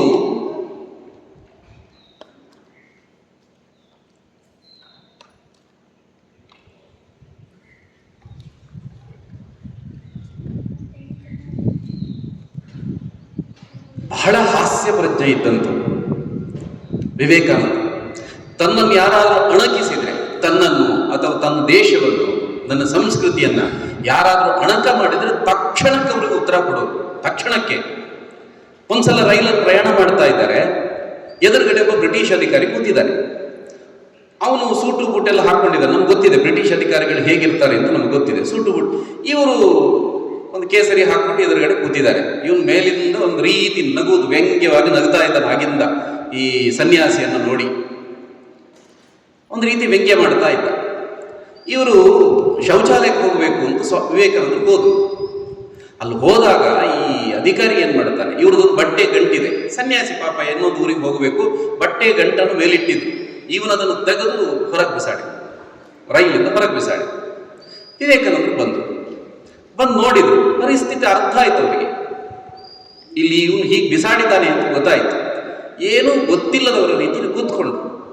ಅಷ್ಟೊತ್ತಿಗೆ ಅವನು ಹೋದ, ಸ್ವಲ್ಪ ಹೊತ್ತು ಬಿಟ್ಟು ಅವನು ಹೋದ. ಅವನು ಕೋಟನ್ನು ಕಳಚೆಯಲ್ಲಿ ಅಲ್ಲಿ ಇಟ್ಟು ಅವನು ಶೌಚಾಲಯಕ್ಕೆ ಹೋದ. ಇವರು ಆ ಕೋಟನ್ನು ತೆಗೆದು ಕಿಟಕಿಯಿಂದ ಹೊರಗೆ ಬಿಸಾಡಿದ್ರು. ಯಾರೋ ಹೇಳಿದ್ರಲ್ಲ, ಸನ್ಯಾಸಿಗಳು ತುಂಬಾ ಶಾಂತ ಸ್ವಭಾವದವರು ಅಂತ. ಆ ಕೋಟನ್ನು ತೆಗೆದು ಹೊರಗೆ ಬಿಸಾಡಿದ್ರು. ಇವರು ಸುಮ್ಮನೆ ಕೂತು. ಅಷ್ಟೊತ್ತಿಗೆ ಅವನು ಬಂದ. ಅವನು ಇವ್ರದಾದ್ರೂ ಒಂದು ಬಟ್ಟೆ ಗಂಟು, ಅವನು ಕೋಟು, ಅದು ಎಷ್ಟೋ ಸಾವಿರಾರು ರೂಪಾಯಿ ಆಯ್ತು. ಅವನು ತಳಮಳಿಸಿದ, ನನ್ನ ಕೋಟೆಯಲ್ಲಿ ಅಂತ. ಓ, ನಿಮ್ಮ ಕೋಟು ನನ್ನ ಬಟ್ಟೆ ಗಂಟನ್ನು ಹುಡ್ಕೊಂಡು ಹೋಗಿದೆ ಅಂತಂದು. ಒಂದ್ಸಲ ಇಂಗ್ಲೆಂಡಲ್ಲಿ ಕೂತಿದ್ದಾರೆ. ಇದೆಲ್ಲ ಚಿಕಾಗೋ ನಂತರದ ಘಟನೆ. ಇಂಗ್ಲೆಂಡಲ್ಲಿ ಇವರಿಗೊಂದು ಊಟದ ವ್ಯವಸ್ಥೆ, ಅಲ್ಲೊಂದು ರೌಂಡ್ ಟೇಬಲ್ ಇದೆ. ಆ ರೌಂಡ್ ಟೇಬಲ್ ಹೇಗೆ ಅಂದ್ರೆ ರೌಂಡ್ ಅಲ್ಲ, ಈ ಮೊಟ್ಟೆ ಆಕೃತಿ. ಅಲ್ಲಿ ತುದಿಯಲ್ಲಿ ಹೀಗಿದೆ, ಈ ತುದಿಯಲ್ಲಿ ಹೀಗಿದೆ. ಆ ತುದಿಯಲ್ಲಿ ಒಬ್ಬ ಬ್ರಿಟಿಷ್ ಕೂತಿದ್ದಾನೆ, ಇಲ್ಲಿ ಇವರಿದ್ದಾರೆ, ಸುತ್ತಮುತ್ತ ಕೆಲವರಿದ್ದಾರೆ. ಕೆಲವರಿಗೆಲ್ಲ ವಿವೇಕಾನಂದರ ಬಗ್ಗೆ ಗೊತ್ತಿದೆ, ಭಯದ ಒಂದು ಸ್ವಲ್ಪ ಭಕ್ತಿ ಗೌರವದಲ್ಲಿ ಕೂತಿದ್ದಾರೆ. ಆ ಎದುರುಗಡೆ ಕರೆಕ್ಟ್ ಯಾರು ಕೂತಿದ್ದಾರೆ ಅವನಿಗೆ ಆಗೋದಿಲ್ಲ ಕಂಡ್ರೆ. ಈ ಕಾವಿ ಇನ್ನೊಂದು ಕಡೆ ಭಾರತದವನು ಅಂತ, ಒಂದು ಕಡೆ ಸನ್ಯಾಸಿ, ಇನ್ನೊಂದು ಕಡೆ ಭಾರತದವನು. ಈ ಸನ್ಯಾಸಿಯನ್ನು ನೋಡಿದ್ರೆ ಮಂಗನನ್ನು ನೋಡಿದ ಹಾಗೆ ಆಗ್ತಾ ಇದೆ ಅಂತ ಅವನ ಮನಸ್ಸಲ್ಲಿ ಬರ್ತಾ ಇದೆ. ಅದಕ್ಕೆ ತಕ್ಷಣ ಕೇಳಿದ, ಈ ತುಂಬಾ ಮಾತಾಡ್ತಿರಂತೆ, ನೀವು ತಿಳ್ಕೊಂಡಿದ್ದೀರಂತೆ, ನನಗೊಂದು ಸಂಶಯ ಇದೆ. ಈ ಮಂಗನಿಂದ ಮಾನವ ಅನ್ನುವಂಥದ್ದು ಆ ಚರಿತ್ರೆ ಅದು ಎಷ್ಟು ದೊಡ್ಡದು ಅಂತ ಕೇಳಿದ್ರು. ಅದು ಎಲ್ಲಿಂದ ಎಲ್ಲಿವರೆಗೆ ಆಯಿತು, ಮಂಗನಿಂದ ಮಾನವ ಅಂತ ಕೇಳಿದ್ರು. ತಕ್ಷಣ ವಿವೇಕಾನಂದರು ಹೇಳಿದ್ರು, ಇವರು ಇಲ್ಲಿ ಕೂತಿದ್ರು, ಅವನು ಆ ತುದಿಯಲ್ಲಿ ಕೂತಿದ್ದ. ಮಂಗನಿಂದ ಮಾನವ ಅದು ಎಲ್ಲಿಂದ ಶುರುವಾಯಿತು ಅಂತಂದ್ರೆ ಟೇಬಲ್ ಆ ತುದಿಯಿಂದ ಈ ತುದಿವರೆಗೆ ಅಂತಂದ್ರು. ಅರ್ಥ ಆಯ್ತಾ? ಆರಂಭದಲ್ಲಿ ಮಂಗ ಇದ್ದ, ಇಲ್ಲಿ ಬರುವಾಗ ಮಾನವನಾದ ಅಂತ. ಇನ್ನೊಂದ್ಸಲ ಇಂಗ್ಲೆಂಡ್ನಲ್ಲೇ ನಡೆದಂಥ ಮತ್ತೊಂದು ಘಟನೆ. ಅವರೆಲ್ಲ ವೈನ್ ಕುಡಿತಾರೆ, ಈ ದ್ರಾಕ್ಷಿಯಲ್ಲಿ ಮಾಡಿದಂಥ ವೈನ್ಗಳನ್ನು ಕುಡಿತಾರೆ. ಬೇರೆ ಬೇರೆ ಹಣ್ಣುಗಳನ್ನು ಬೇರೆ ಬೇರೆ ಎಲ್ಲ ಕುಡಿತಾರೆ. ವೈನ್ಗಳನ್ನು ಕುಡಿಯುವಾಗ ಇನ್ನೊಬ್ಬ ಬಂದು ಹಾಸ್ಯ ಮಾಡ್ದ. ಸ್ವಾಮೀಜಿ, ನೀವು ದ್ರಾಕ್ಷಿ ತಿಂತೀರಾ ಕೇಳ್ದ. ಹಾ, ತಿಂತೇನೆ ನಾನು. ಅಲ್ರಿ, ಅದರಲ್ಲೇ ಮಾಡಿರೋದು ವೈನು, ಅದನ್ನು ಕುಡಿಲಿಕ್ಕೆ ಏನ್ ನಿಮಗೆ ಅಂತ. ಇವರು ತಕ್ಷಣ ನಗುತ್ತಾ ಹೇಳಿದ್ರು, ನಾನು ಸ್ವಲ್ಪ ಮಣ್ಣು ತಗೊಂಡು ನಿಮ್ಮ ತಲೆಗೆ ಹಾಕ್ತೇನೆ, ಹೀಗೆ ಹಾಕ್ತೇನೆ. ಏನು ಮಾಡ್ತೀನಿ? ಇವ್ರಿಗೆ ಗೊತ್ತಾಯ್ತು ನಾನು ಇದರಲ್ಲಿ ಸೋಲ್ಬಾರ್ದು ಅಂತ. ಸೋತ್ರೆ ಇವ್ರು ಏನೋ ಮಾಡ್ತಾರೆ ಅಂತ ಏನೋ ಇದರಲ್ಲಿ ಇದೆ ಅಂತ ಗೊತ್ತಾಯ್ತು ಅವನಿಗೆ. ಅದಕ್ಕೆ ಮಣ್ಣು ಹಾಕಿದ್ರೆ ಏನು ಕೊಡವಿಕೊಳ್ತೇನೆ ಅಂತಂದ. ಆ ಮಣ್ಣಿಗೆ ನಾನು ಸ್ವಲ್ಪ ನೀರು ಹಾಕ್ತೇನೆ, ಮಣ್ಣು ಮುದ್ದೆ ಮುದ್ದೆ ಆಗುತ್ತೆ, ಅದನ್ನು ಹಾಕ್ತೇನೆ ತಲೆಗೆ. ಏನು ಮಾಡ್ತೀನಿ? ಕೊಡವಿಕೊಳ್ತೇನೆ, ಸ್ವಲ್ಪ ನೀರು ಹಾಕಿ ತೊಳ್ಕೊಳ್ತೇನೆ ಅಷ್ಟೇ ಅಂತ. ಇವರಂದು ಆ ಮಣ್ಣನ್ನ ನೀರಿನಲ್ಲಿ ಮಿಶ್ರಣ ಮಾಡಿ ಸ್ವಲ್ಪ ಬಿಸಿಲಲ್ಲಿ ಒಣಗಿಸ್ತೇನೆ, ಒಂದು ಉಂಡೆ ಆಗುತ್ತೆ, ಅದನ್ನು ತಲೆಯ ಮೇಲೆ ಹೀಗೆ ಬಿಡ್ತೇನೆ. ಏನಾಗುತ್ತೆ ನಿಮಗೆ? ಸ್ವಲ್ಪ ನೋವಾಗುತ್ತೆ ಅಷ್ಟೇ ಅಂತ.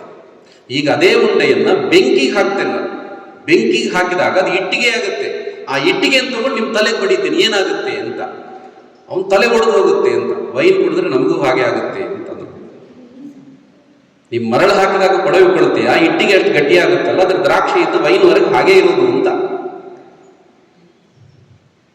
ಹೀಗೆ ಒಬ್ಬನ ಹತ್ರ ಹಾಸ್ಯ ಪ್ರಜ್ಞೆ ಇದ್ರೆ, ನಿಜವಾದ ಜೀವನ ಪ್ರಜ್ಞೆ, ಹಾಸ್ಯ ಪ್ರಜ್ಞೆ ಯಾರಲ್ಲಿರುತ್ತೋ ಅವರ ಹತ್ರ ಉತ್ಕೃಷ್ಟವಾದಂಥ ಒಂದು ಜೀವನ ಪ್ರಜ್ಞೆ ಇರುತ್ತದೆ ಅನ್ನೋದಕ್ಕೆ ಇವರೊಂದು ವಿಶಿಷ್ಟ ಸನ್ಯಾಸಿ. ನಾನು ಆರಂಭದಲ್ಲಿ ಸನ್ಯಾಸಿಯ ಗುಣಲಕ್ಷಣಗಳು ಕೇಳಿದ್ದೆ ಅದಕ್ಕೆ. ಇವರು ನೀವು ಅಂದುಕೊಂಡ ರೀತಿಯ ಸನ್ಯಾಸಿ ಅಲ್ವೇ ಅಲ್ಲ. ಅವ್ರು ಯಾವಾಗಲೂ ಹೇಳ್ತಾ ಇದ್ದದ್ದೇನು? ಎಂಥ ಯುವಕರು ಬೇಕು ಅಂತ ಹೇಳ್ತಾ ಇದ್ರು ಅವರು? ಎಂಥ ಯುವಕರು? ಉಕ್ಕಿನ ನರಗಳ, ಕಬ್ಬಿಣದ ಮಾಂಸಖಂಡಗಳ, ಈ ರೀತಿ ಯುವಕರು ಬೇಕು ಅಂತ ಅಲ್ವಾ ಅವ್ರು ಹೇಳೋದು? ಇದರಲ್ಲಿ ಇವತ್ತು ರಾಜಕಾರಣಿಗಳು ಭಾಷಣ ಮಾಡ್ತಾರೆ. ಹೇಗೆ ಅಂತಂದ್ರೆ, ಒಬ್ಬ ರಾಜಕಾರಣಿ ವೇದಿಕೆಗೆ ಬಂದು ಅವನಿಗೆ ಏನೋ ಒಂದು ಚೀಟಿ ಕೊಟ್ಟಿದ್ರು, ಅದನ್ನು ಕಿಸೆಯಲ್ಲಿ ಇಟ್ಕೊಂಡು ಬಂದಿದ್ದ, ಕೈಯಲ್ಲಿ ಹಿಡ್ಕೊಂಡು ವಿವೇಕಾನಂದರು ಹೇಳಿದ್ದಾರೆ ಉಕ್ಕಿನ ಸ್ನಾಯುಗಳ, ಕಬ್ಬಿಣದ ಮಾಂಸಖಂಡಗಳನ್ನುವಾಗ ಚೀಟಿ ಹಾರ್ಕೊಂಡು ಕೆಳಗೆ ಬಿತ್ತು. ಚೀಟಿ ಕೆಳಗೆ ಬಿತ್ತು. ಇವನಿಗೆ ಬಗ್ಲಿಕ್ಕಾಗೋದಿಲ್ಲ, ಅಷ್ಟು ದೊಡ್ಡ ಹೊಟ್ಟೆ. ಇವನು ಒಂದು ಎದುರು ಇದ್ದವರಿಗೆ ಹೇಳೋದು ಉಕ್ಕಿನ ಸ್ನಾಯುಗಳು, ಕಬ್ಬಿಣದ ಮಾಂಸಖಂಡಗಳು ಅಂತ ಇವನು ಹೇಳೋದು. ವಿವೇಕಾನಂದರು ಹೇಳುವಾಗ ಅವರು ಹಾಗೆ ಇದ್ರು. ಪ್ರತಿನಿತ್ಯ ಅವರು ಆ ರೀತಿ ಶಾರೀರಿಕ, ಅವರು ಕುಸ್ತಿ, ಸಾಮು ಇದೆಲ್ಲವನ್ನು ಮಾಡ್ತಾ ಇದ್ರು. ಫುಟ್ಬಾಲ್ ಆಡ್ತಾ ಇದ್ರು, ಬಹಳ ಇಷ್ಟ ಅವರಿಗೆ. ಹಾಗೆ ಅವರು ಸುಮ್ಮನೆ ಹೇಳ್ತಾ ಇದ್ದದ್ದಲ್ಲ, ಅವ್ರು ಏನಿದ್ರು ಹೇಳ್ತಾ ಇದ್ರು, ಅದನ್ನು ಅವ್ರು ಮಾಡ್ತಾ ಇದ್ರು. ಅವ್ರು ಮಾಡಿದ್ದನ್ನೇ ಹೇಳ್ತಾ ಇದ್ರು. ಹೇಳ್ತೀವಲ್ಲ, ನುಡಿದಂತೆ ನಡೆದವನ ಅಡಿಗೆನ್ನ ನಮನ ಅಂತ. ಹಾಗೆ ಇದ್ದಂಥವರು ಸ್ವಾಮಿ ವಿವೇಕಾನಂದರು. ಒಂದ್ಸಲ ಒಬ್ಬ, ಅವರ ಶಾರೀರಿಕವಾಗಿ ಎಷ್ಟು ಗಟ್ಟಿ ಇದ್ರು ಅಂತಂದ್ರೆ, ಹಡಗಿನಲ್ಲಿ ಹೋಗ್ತಾ ಇದ್ದಾರೆ. ಒಬ್ಬ ಪಾದ್ರಿ ಇದ್ದಾನೆ, ವಿದೇಶಿ ಪಾದ್ರಿ. ಪಾದ್ರಿ ಅಂತ ಗೊತ್ತಾ ನಿಮಗೆ? ಪಾದ್ರಿ ಅಂದ್ರೆ ಗೊತ್ತಿಲ್ಲ? ಪಾದ್ರಿ ಅಂದ್ರೆ ಗೊತ್ತಾ? ನೀರು ಕುಡಿಬೇಕಾ? ಕುಡ್ಬೋದು. ಪಾದ್ರಿ ಅಂದ್ರೆ ಗೊತ್ತಾ? ಎಷ್ಟು ಜನರಿಗೆ ಪಾದ್ರಿ ಇದ್ರೆ ಗೊತ್ತಿದೆ? ಏನು? ಫಾದರ್ ಅವರಿಗೆ, ನಮಗಲ್ಲ. ಚರ್ಚಿಗೆ ಪಾದ್ರಿಗೆ. ಆ ಪಾದ್ರಿ ಗೊತ್ತಲ್ಲ, ಚರ್ಚಲ್ಲೆಲ್ಲ ಇರ್ತಾರಲ್ಲ, ಉದ್ದನೆ ನಿಲುವಂಗ ಹಾಕೊಂಡು, ಬಿಳಿ ಹಾಕೊಂಡೆಲ್ಲ ಇರ್ತಾರಲ್ಲ, ಆ ರೀತಿ ಒಬ್ಬ ಹಡಗಿನಲ್ಲಿದ್ದ. ಅವನು ಇಲ್ಲಿ ಎದುರುಗಡೆ ವಿವೇಕಾನಂದರಿದ್ದಾರೆ. ವಿವೇಕಾನಂದರನ್ನು ನೋಡಿ ಬೇಕು ಅಂತ ಭಾರತವನ್ನ ನಿಮ್ದು ಭಿಕ್ಷುಕರ ದೇಶ, ಹಾವಾಡಿಗರ ದೇಶ, ಈ ರೀತಿಯೆಲ್ಲ ಬೈಲಿಕ್ಕೆ ಶುರು ಮಾಡಿದ. ಇದಾಗ್ತಾ ಇದ್ದಂತೆ ಇಲ್ಲಿ ಎದುರುಗಡೆ ಕೂತಿದ್ರಲ್ಲ ವಿವೇಕಾನಂದರು, ತಕ್ಷಣ ಎದ್ದು ಅವನ ಕಾಲರ್ ಪಟ್ಟಿ ಹಿಡಿದು ಹೀಗೆ ನಿಲ್ಲಿಸ್ಬಿಡ್ತಾರೆ ಒಂದ್ಸಲ. ಅವನಿಗೆ ಗಾಬರಿ ಆಗುತ್ತ, ಸನ್ಯಾಸಿ ಹೀಗೆ ಮಾಡ್ಬೋದಾ ಅಂತ. ಹೇಳಿದ್ದೇನು ಅಂತಂದ್ರೆ, ಇನ್ನು ಒಂದು ಶಬ್ದ ನಮ್ಮ ದೇಶದ ಬಗ್ಗೆ ಮಾತಾಡಿದ್ರೆ ಇಲ್ಲೇ ಸಮುದ್ರಕ್ಕೆ ಬಿಸಾಕ್ತೀನಿ ಅಂತ. ಎಲ್ಲಿವರೆಗೆ ಅಂದ್ರೆ ಮತ್ತೆ ಅಲ್ಲಿ ಕೆಳಗಡೆ ಹೋಗಿ ಕೂತವನು ವಿವೇಕಾನಂದರು ಎದುರಿಗೆ ಬರಲೇ ಇಲ್ಲ ಅವನು. ಆದರೆ ಅವರು ಅಷ್ಟು ಶಾರೀರಿಕವಾಗಿ ಅಷ್ಟು ಬಲಿಷ್ಠರಾಗಿದ್ದರು ಅನ್ನೋದಕ್ಕೆ ಇದನ್ನು ಹೇಳಿದೆ. ವೇದಾಂತ ಕಲಿಯಬೇಕು ಅಂತ ಒಬ್ಬ ಸಣ್ಣ ಹುಡುಗ ಬಂದ. ಎಷ್ಟು ವಯಸ್ಸಿನವನು? ನಿನ್ನ ವಯಸ್ಸು ಎಷ್ಟು ಪುಟ್ಟ? ನಿಂದು? ಅವನು ವಯಸ್ಸು ಗೊತ್ತಿಲ್ಲ ನಿಮಗೆ? ಒಂದು 60 ಆಗಿರ್ಬೋದಾ? ನಿನಗೆ ಎಷ್ಟಾಗಿದೆ? 7. ನಿನಗೆ ಗೊತ್ತಿಲ್ಲ, ಇನ್ನು ಲೆಕ್ಕ ಮಾಡ್ತಾರೆ. ಒಂದು ಸಣ್ಣ ಹುಡುಗ ಬಂದ. ನಿನ್ನ ಹೆಸರೇನು? ಅದಮ್ಯ. ಅದಮ್ಯನಷ್ಟೇ ವಯಸ್ಸಿನ ಹುಡುಗ ಬಂದು ವೇದಾಂತ ಕಲಿಸಬೇಕು ಅಂತ ಹೇಳಿದ. ನಿನಗೆ ವೇದಾಂತ ಅಂದ್ರೆ ಏನು ಅಂತ ಗೊತ್ತಿದ್ಯಾ ಅದಮ್ಯನಿಗೆ? ಇಲ್ಲಲ್ಲ. ವಿವೇಕಾನಂದರಿಗೆ ಅರ್ಥ ಆಯ್ತು, ಇದು ಈ ಹುಡುಗ ಹೇಳಿದ್ದಲ್ಲ. ಈ ಹುಡುಗನಿಗೆಲ್ಲ ಅಲ್ಲಿ ದೂರದಲ್ಲಿ ತಾಯಿ ಮರೆಯಲ್ಲಿ ನಿಂತಿದ್ದಾರೆ, ತಾಯಿ ಕಲಿಸಿ ಹೋಗು ಅಂತ, ಕಲ್ತ್ಕೊಂಬ ಅಂತ. ಅದಕ್ಕೆ ವಿವೇಕಾನಂದರು ಏನು ಹೇಳ್ತಾರೆ, ನಿನಗೆ ಇಷ್ಟವಾದಂಥ ಆಟ ಯಾವುದು? ಅವನು ಫುಟ್ಬಾಲ್ ಅಂತ. ಇವರಿಗೂ ಖುಷಿ ಆಯ್ತು. ಒಂದು ಕೆಲಸ ಮಾಡು, 1 ವರ್ಷ ಫುಟ್ಬಾಲ್ ಆಡ್ಬೇಕು ನೀನು, 1 ವರ್ಷ ಪೂರ್ತಿ ಫುಟ್ಬಾಲ್ ಆಡ್ಬೇಕು, ಆಮೇಲೆ ಬಾ. ಇವನಿಗೂ ಖುಷಿ ಆಯ್ತು, ಯಾಕಂದ್ರೆ ಅವನಿಗೆ ವೇದ ಅಂತಂದ್ರೆ ಏನು ಅಂತ ಅವನಿಗೂ ಕಲಿಬೇಕು ಅಂತಿರ್ಲಿಲ್ಲ. ಅಮ್ಮ ಹೇಳಿದಕ್ಕೋಸ್ಕರ ಬಂದಿದ್ದವನು. ಈಗ ಇಲ್ಲಿ ತುಂಬಾ ಜನ ಇದ್ದೀರಲ್ಲ, ಅಮ್ಮ ಹೇಳಿದಕ್ಕೆ ಅಪ್ಪ ಹೇಳಿದಕ್ಕೆ ನಿನ್ನೆಲ್ಲ ಹೇಳಿದ್ರಲ್ಲ, ಅಪ್ಪ ಕಳಿಸಿದ್ದು ಅಮ್ಮ ಬಿಟ್ಟು ಹೋದ್ರು ಅಂತೆಲ್ಲ ಹೇಳಿದ್ರಲ್ಲ, ಅದೇ ರೀತಿ ಅವನಿಗೇನಾಯ್ತು, ನಿನ್ನ ಫುಟ್ಬಾಲ್ ಆಡೋದ್ರೆ ಭಾರಿ ಖುಷಿ ಆಯ್ತು. ಅಮ್ಮನಿಗೆ ಹೋಗಿ ಹೇಳಿದ್ರು 1 ವರ್ಷ ಫುಟ್ಬಾಲ್ ಆಡ್ಲಿಕ್ಕೆ ಸ್ವಾಮೀಜಿ ಹೇಳಿದ್ದಾರೆ ಅಂತ ಹೋಗಿ ಆಟ ಆಡ. ಆದ್ರೆ 1 ವರ್ಷ ಕಳೆದು ಬಂದು ನಾನು 1 ವರ್ಷ ಫುಟ್ಬಾಲ್ ಆಡಿದ್ದೇನೆ, ಈಗ ವೇದಾಂತ ಹೇಳ್ಕೊಡಿ ಅಂತ ಹೇಳಿದೆ. ವಿವೇಕಾನಂದರು ಹೇಳ್ತಾರೆ, ವೇದಾಂತ ಅಂದ್ರೆ ವೇದಾಂತ ಮತ್ತು ಫುಟ್ಬಾಲ್ ಅದು ಬೇರೆ ಬೇರೆ ಎಲ್ಲ ಒಂದೇ. ಅದು ನೋಡು, ಫುಟ್ಬಾಲ್ ಅಂದ್ರೆ ಏನು, ಕಾಲಲ್ಲಿ ಒದಿಯೋದು, ಈ ತಂಡದವರು ಒದಿಯೋದು, ಆ ತಂಡದವರು ಒದಿಯೋದೇ. ಯಾವಾಗ ಈ ಅಲ್ಲೊಂದು ಬೌಂಡ್ರಿ ಇರುತ್ತೆ ಅಲ್ವಾ, ಎಲ್ಲರಿಗೂ ಫುಟ್ಬಾಲ್ ಗೊತ್ತಲ್ವಾ, ಬೌಂಡ್ರಿ ಇರುತ್ತೆ. ಒಂದು ಸಲ ಬಾಲ್ ಬೌಂಡ್ರಿಯಿಂದ ಹೊರಗೆ ಹೋಯ್ತು ಅಂದಾಗ ಅಲ್ಲಿಂದ ಕಾಲಲ್ಲಿ ಒದಿಲಿಕ್ಕಿಲ್ಲ, ಏನ್ ಮಾಡಬೇಕು, ಕೈಯಲ್ಲಿ ಇಟ್ಕೊಂಡು ಹೀಗೆ ಬಿಸಾಡ್ಬೇಕು. ಹೌದಲ್ಲ, ಫುಟ್ಬಾಲ್ ಆಟದ ನಿಯಮ. ವೇದಾಂತ ಅಷ್ಟೇ ಇರೋದು ವೇದಾಂತ. ನಿನ್ನ ದೇಹವೇ ಶ್ರೇಷ್ಠ ಅಂತ ಹೇಳಿಕೊಂಡು ನೀನು ಆ ಬೌಂಡ್ರಿ ಒಳಗಡೆ ಇದ್ರೆ ನಿನಗೆ ಒದೆ ತಪ್ಪಿದ್ದಲ್ಲ. ನೀನು ದೇಹ ಮಾತ್ರವಲ್ಲ, ಅದರೊಳಗೊಂದು ಉತ್ಕೃಷ್ಟ ಒಂದು ಆತ್ಮ ಇದೆ, ಅದು ಭಗವಂತನ ಸ್ವರೂಪ ಅಂತ ಹೇಳಿಕೊಂಡು ಅದನ್ನ ಕಾಣೋದಕ್ಕೋಸ್ಕರ ಈ ಬೌಂಡ್ರಿಯನ್ನು ಬಿಟ್ಟು ಹೊರಗಡೆ ಬಂದ್ರೆ ನಿನಗೆ ಒದೀತಾ ಇದ್ದವರೆಲ್ಲ ನಿನ್ನನ್ನು ತಲೆಯ ಮೇಲೆ ಹೊತ್ತುಕೊಂಡು ಮೆರೆಸ್ತಾರೆ. ಇದು ವೇದಾಂತ. ಅಂದ್ರೆ ಯಾವುದೋ ಒಂದು ವಿಷಯವನ್ನು ಹೇಳುವುದು ದೊಡ್ಡದಲ್ಲ, ಎದುರಿಗಿದ್ದಂಥ ವ್ಯಕ್ತಿಗೆ ಅರ್ಥವಾಗುವ ರೀತಿ ಹೇಳುವುದಿದೆಯಲ್ಲ, ಇದು ದೊಡ್ಡದು ಅಂತ. ಒಬ್ಬ ಸಣ್ಣ ಹುಡುಗನಿಗೆ ವೇದಾಂತವನ್ನ ಫುಟ್ಬಾಲಿನ ಮೂಲಕ ತಿಳಿಸಿದ್ದು ಇದು ವಿವೇಕಾನಂದರ ಒಂದು ವಿಶೇಷ ಅನ್ನುವಂಥದ್ದು. ಒಂದ್ಸಲ ಅವರು ವಿದೇಶದಲ್ಲಿ ಹೀಗೆ ನಡ್ಕೊಂಡು ಹೋಗ್ತಾ ಇದ್ದಾಗ ಒಂದು ಸೇತುವೆ, ಆ ಸೇತುವೆಯಲ್ಲಿ ನದಿ ನೀರಿನ ಪಕ್ಕ ಅಲ್ಲೆಲ್ಲ ಹುಡುಗರು ಈ ಆಟಿಕೆ ಪಿಸ್ತೂಲನ್ನು ಹಿಡಿದುಕೊಂಡು, ಆಟಿಕೆ ಪಿಸ್ತೂಲ್ ಇದೆಯಲ್ಲ, ಪಿಸ್ತೂಲ್ ಇದೆಯಾ ನಿನ್ನ ಹತ್ರ ಪಿಸ್ತೂಲ್ ಇದೆಯಾ? ಆಟಿಕೆ ನಿನ್ನ ಹತ್ರನೇ ಆಟಿಕೆ ಪಿಸ್ತೂಲ್ ಇದೆಯಾ? ದೀಪಾವಳಿಗೆ ತಂದಿದ್ದೆಲ್ಲ ಇಲ್ಲ. ಯಾರ ಹತ್ರ ಇದೆ ಪಿಸ್ತೂಲ್? ಯಾರ ಹತ್ರ ಇದೆ? ಅದ್ರಲ್ಲಿ ಶೂಟ್ ಮಾಡ್ತೀವಲ್ಲ, ಆದ್ರೆ ಅದು ಸ್ವಲ್ಪ ನಾವು ಇದಕ್ಕಿಂತ ಸ್ವಲ್ಪ ದೊಡ್ಡದು, ಒಂದು ಸ್ವಲ್ಪ ದೂರದಲ್ಲಿ ವಸ್ತುಗಳನ್ನಿಟ್ಟು ಅದಕ್ಕೆ ಶೂಟ್ ಮಾಡಬಹುದಿತ್ತು. ಆ ರೀತಿ ಅವ್ರು ಶೂಟ್ ಮಾಡ್ತಾ ಇದ್ರು, ಆದ್ರೆ ತಾಕ್ತಾ ಇರಲಿಲ್ಲ. ವಿವೇಕಾನಂದರು ನೋಡ್ತಾ ಇದ್ರು. ನಾನೊಂದ್ಸಲ ಶೂಟ್ ಮಾಡ್ಲಾ ಕೇಳಿದ್ರು. ಈ ಹುಡುಗರು ಆಯ್ತು ಅಂತ ಅವ್ರು ಕೈ ಕೊಟ್ಟರು, ದೂರದಲ್ಲಿದೆ. ಇವ್ರು ತಕ್ಷಣ ಅದನ್ನು ತಗೊಂಡ್ರು, ಕೈಗೆ ತಗೊಂಡ್ರು, ಆ ವಸ್ತುವಿಗೆ ಶೂಟ್ ಮಾಡಿದ್ರು, ಹೋಗಿ ತಗುಲಿತ್ತು. ಮಕ್ಕಳಿಗೆಲ್ಲ ಆಶ್ಚರ್ಯ, ನೀವು ಎಷ್ಟು ವರ್ಷ ಪ್ರಯತ್ನ ಪಟ್ಟಿದ್ದೀರಿ ಅಂತ. ಇವ್ರು ಹೇಳಿದ್ರು, ನಾನು ಪಿಸ್ತೂಲ್ ಅಂತ, ಅದು ಆಟಿಕೆ ಇದ್ದಾಗ ಯಾವುದೇ ಆಗಲಿ ಕೈಯಲ್ಲಿ ಹಿಡಿದದ್ದೇ ಇವತ್ತು ಮೊದಲು. ಆದ್ರೂ ಗುರಿ ಹೇಗೆ ತಪ್ಪಲಿಲ್ಲ? ಗುರಿ ಸರಿ ಆಯ್ತಲ್ಲ ನಿಮ್ದು. ಅದಕ್ಕೆ ವಿವೇಕಾನಂದರು ಹೇಳೋದು, ನಾವೆಲ್ಲ ನೆನ್ಪಿಟ್ಕೊಳ್ಬೇಕು, ಪಿಸ್ತೂಲ್ನಲ್ಲಿ ಗುರಿ ಇಡ್ಲಿಕ್ಕೆ ಬೇಕಾಗಿರುವುದು ಪಿಸ್ತೂಲ್ ಅಲ್ಲ, ಮತ್ತೇನ್ ಬೇಕು?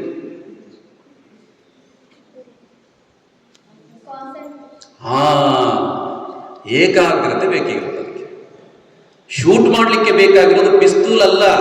ಅಲ್ಲಿ ಏನ್ ಬೇಕು, ಅದಕ್ಕೆ ಹೋಗಿ ಮುಟ್ಟಬೇಕು. ಈ ಏಕಾಗ್ರತೆ ನನ್ನಲ್ಲಿರ್ಬೇಕು, ಅದಕ್ಕೆ ಹೊಡಿಬೇಕು ಅಂದ್ರೆ ಅದಕ್ಕೆ, ಅದು ಪಿಸ್ತೂಲ್ ಆಗಲಿ ಬಿಲ್ಲು ಏನೇ ಆಗಲಿ ಏಕಾಗ್ರತೆ ಬೇಕು.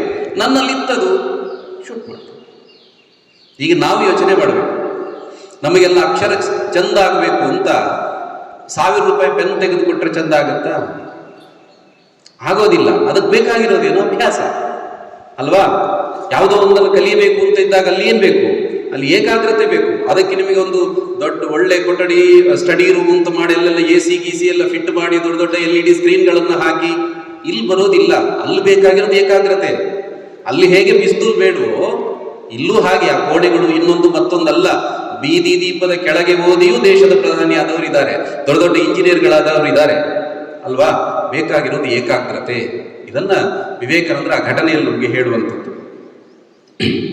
ವಿವೇಕಾನಂದರು ಇನ್ನೊಂದು ಬಹಳ ದೊಡ್ಡ ಗುಣ ಅಂತಂದ್ರೆ, ಅವ್ರು ಯಾರನ್ನಾದ್ರೂ ಸ್ಪರ್ಶ ಮಾಡಿದ್ರೆ, ಮುಟ್ಟಿದ್ರೆ ಅವರೆಲ್ಲರೂ ಕೂಡ ಬದಲಾಗ್ತಾ ಇದ್ರು. ಬದಲಾಗುವುದು ಅಂದ್ರೆ ಒಂದು ಪರುಷಮಣಿ ಅಂತ. ಆ ಪರುಷಮಣಿ ಅಂತಂದ್ರೆ ಏನು ಅಂತಂದ್ರೆ, ಅದನ್ನು ನೀವು ಯಾವುದೇ ಒಂದು ಕಬ್ಬಿಣದ್ದಾಗಿಸಿದ್ರು ಅದು ಚಿನ್ನ ಆಗುತ್ತೆ ಅಂತ.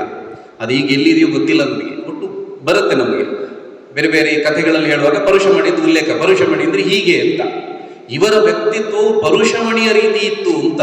ಇವರ ಸಂಪರ್ಕಕ್ಕೆ ಯಾರೆಲ್ಲ ಬರ್ತಾರಲ್ಲ ಅವರೆಲ್ಲರೂ ಬದಲಾಗ್ತಾ ಇದ್ರು.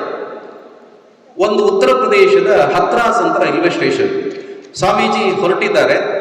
ಹೊರಟು ಅದೇ ಹತ್ರಾಸ್ ರೈಲ್ವೆ ಸ್ಟೇಷನ್ ಬಂತು. ಅಲ್ಲಿ ಸ್ವಲ್ಪ ಹೊತ್ತು ರೈಲು ನಿಂತುಕೊಳ್ಳುತ್ತದೆ ಅಂತ ಗೊತ್ತಾಯ್ತು. ಇವರು ಇಳಿದ್ರು, ಕೆಳಗಡೆ ಇಳಿದ್ರು. ಇಳಿದ ತಕ್ಷಣ ಅಲ್ಲಿ ಒಬ್ಬ ಸ್ಟೇಷನ್ ಮಾಸ್ಟರ್ ಇದ್ದಾರೆ, ಶರತ್ ಚಂದ್ರ ಗುಪ್ತಾ ಅಂತ ಅವನ ಹೆಸರು ಕೇಳ್ತೀನಿ ಆಮೇಲೆ. ಶರತ್ ಚಂದ್ರ ಗುಪ್ತಾ ಅಂತ ಅವನ ಹೆಸರು, ಸ್ಟೇಷನ್ ಮಾಸ್ಟರ್ ಅವನು. ಹೆಸರು ಮಾತ್ರ ಕೇಳೋದಲ್ಲ, ಕಥೆನೂ ಕೇಳ್ತೇನೆ ಆಮೇಲೆ, ಖಾಲಿ ಹೆಸರು ಬರೆದಿಟ್ಕೊಳ್ಳೋದಲ್ಲ. ಶರತ್ ಚಂದ್ರ ಗುಪ್ತ ಇವರು ನೋಡ್ದ, ಯಾರು ಅಂತ ಗೊತ್ತಿಲ್ಲ. ಇದೆಲ್ಲವೂ ಚಿಕಾಗೋಗಿಂತ ಮೊದಲಿನ ಘಟನೆ. ಒಬ್ಬ ಸನ್ಯಾಸಿ, ಆದ್ರೆ ಮುಖ ನೋಡಿದ ತಕ್ಷಣ ಇವನೇನೋ ಒಂದು ಅಯಸ್ಕಾಂತದ ರೀತಿ ಸೆಳೆತ. ಅಯಸ್ಕಾಂತ ಅಂದ್ರೆ ಗೊತ್ತಾ ನಿನಗೆ? ಗೊತ್ತಿಲ್ಲ? ಏನ್ ಗೊತ್ತಾ? ಮ್ಯಾಗ್ನೆಟ್ ಗೊತ್ತಾ? ಆ ರೀತಿ ಮ್ಯಾಗ್ನೆಟ್ ಏನ್ ಮಾಡ್ತದೆ? ನಿನ್ನನ್ನು ಎಳೀತದ? ಯಾರನ್ನ? ನಿನ್ನನ್ನು ಅಟ್ರಾಕ್ಟ್ ಮಾಡ್ತದ? ಯಾರನ್ನ?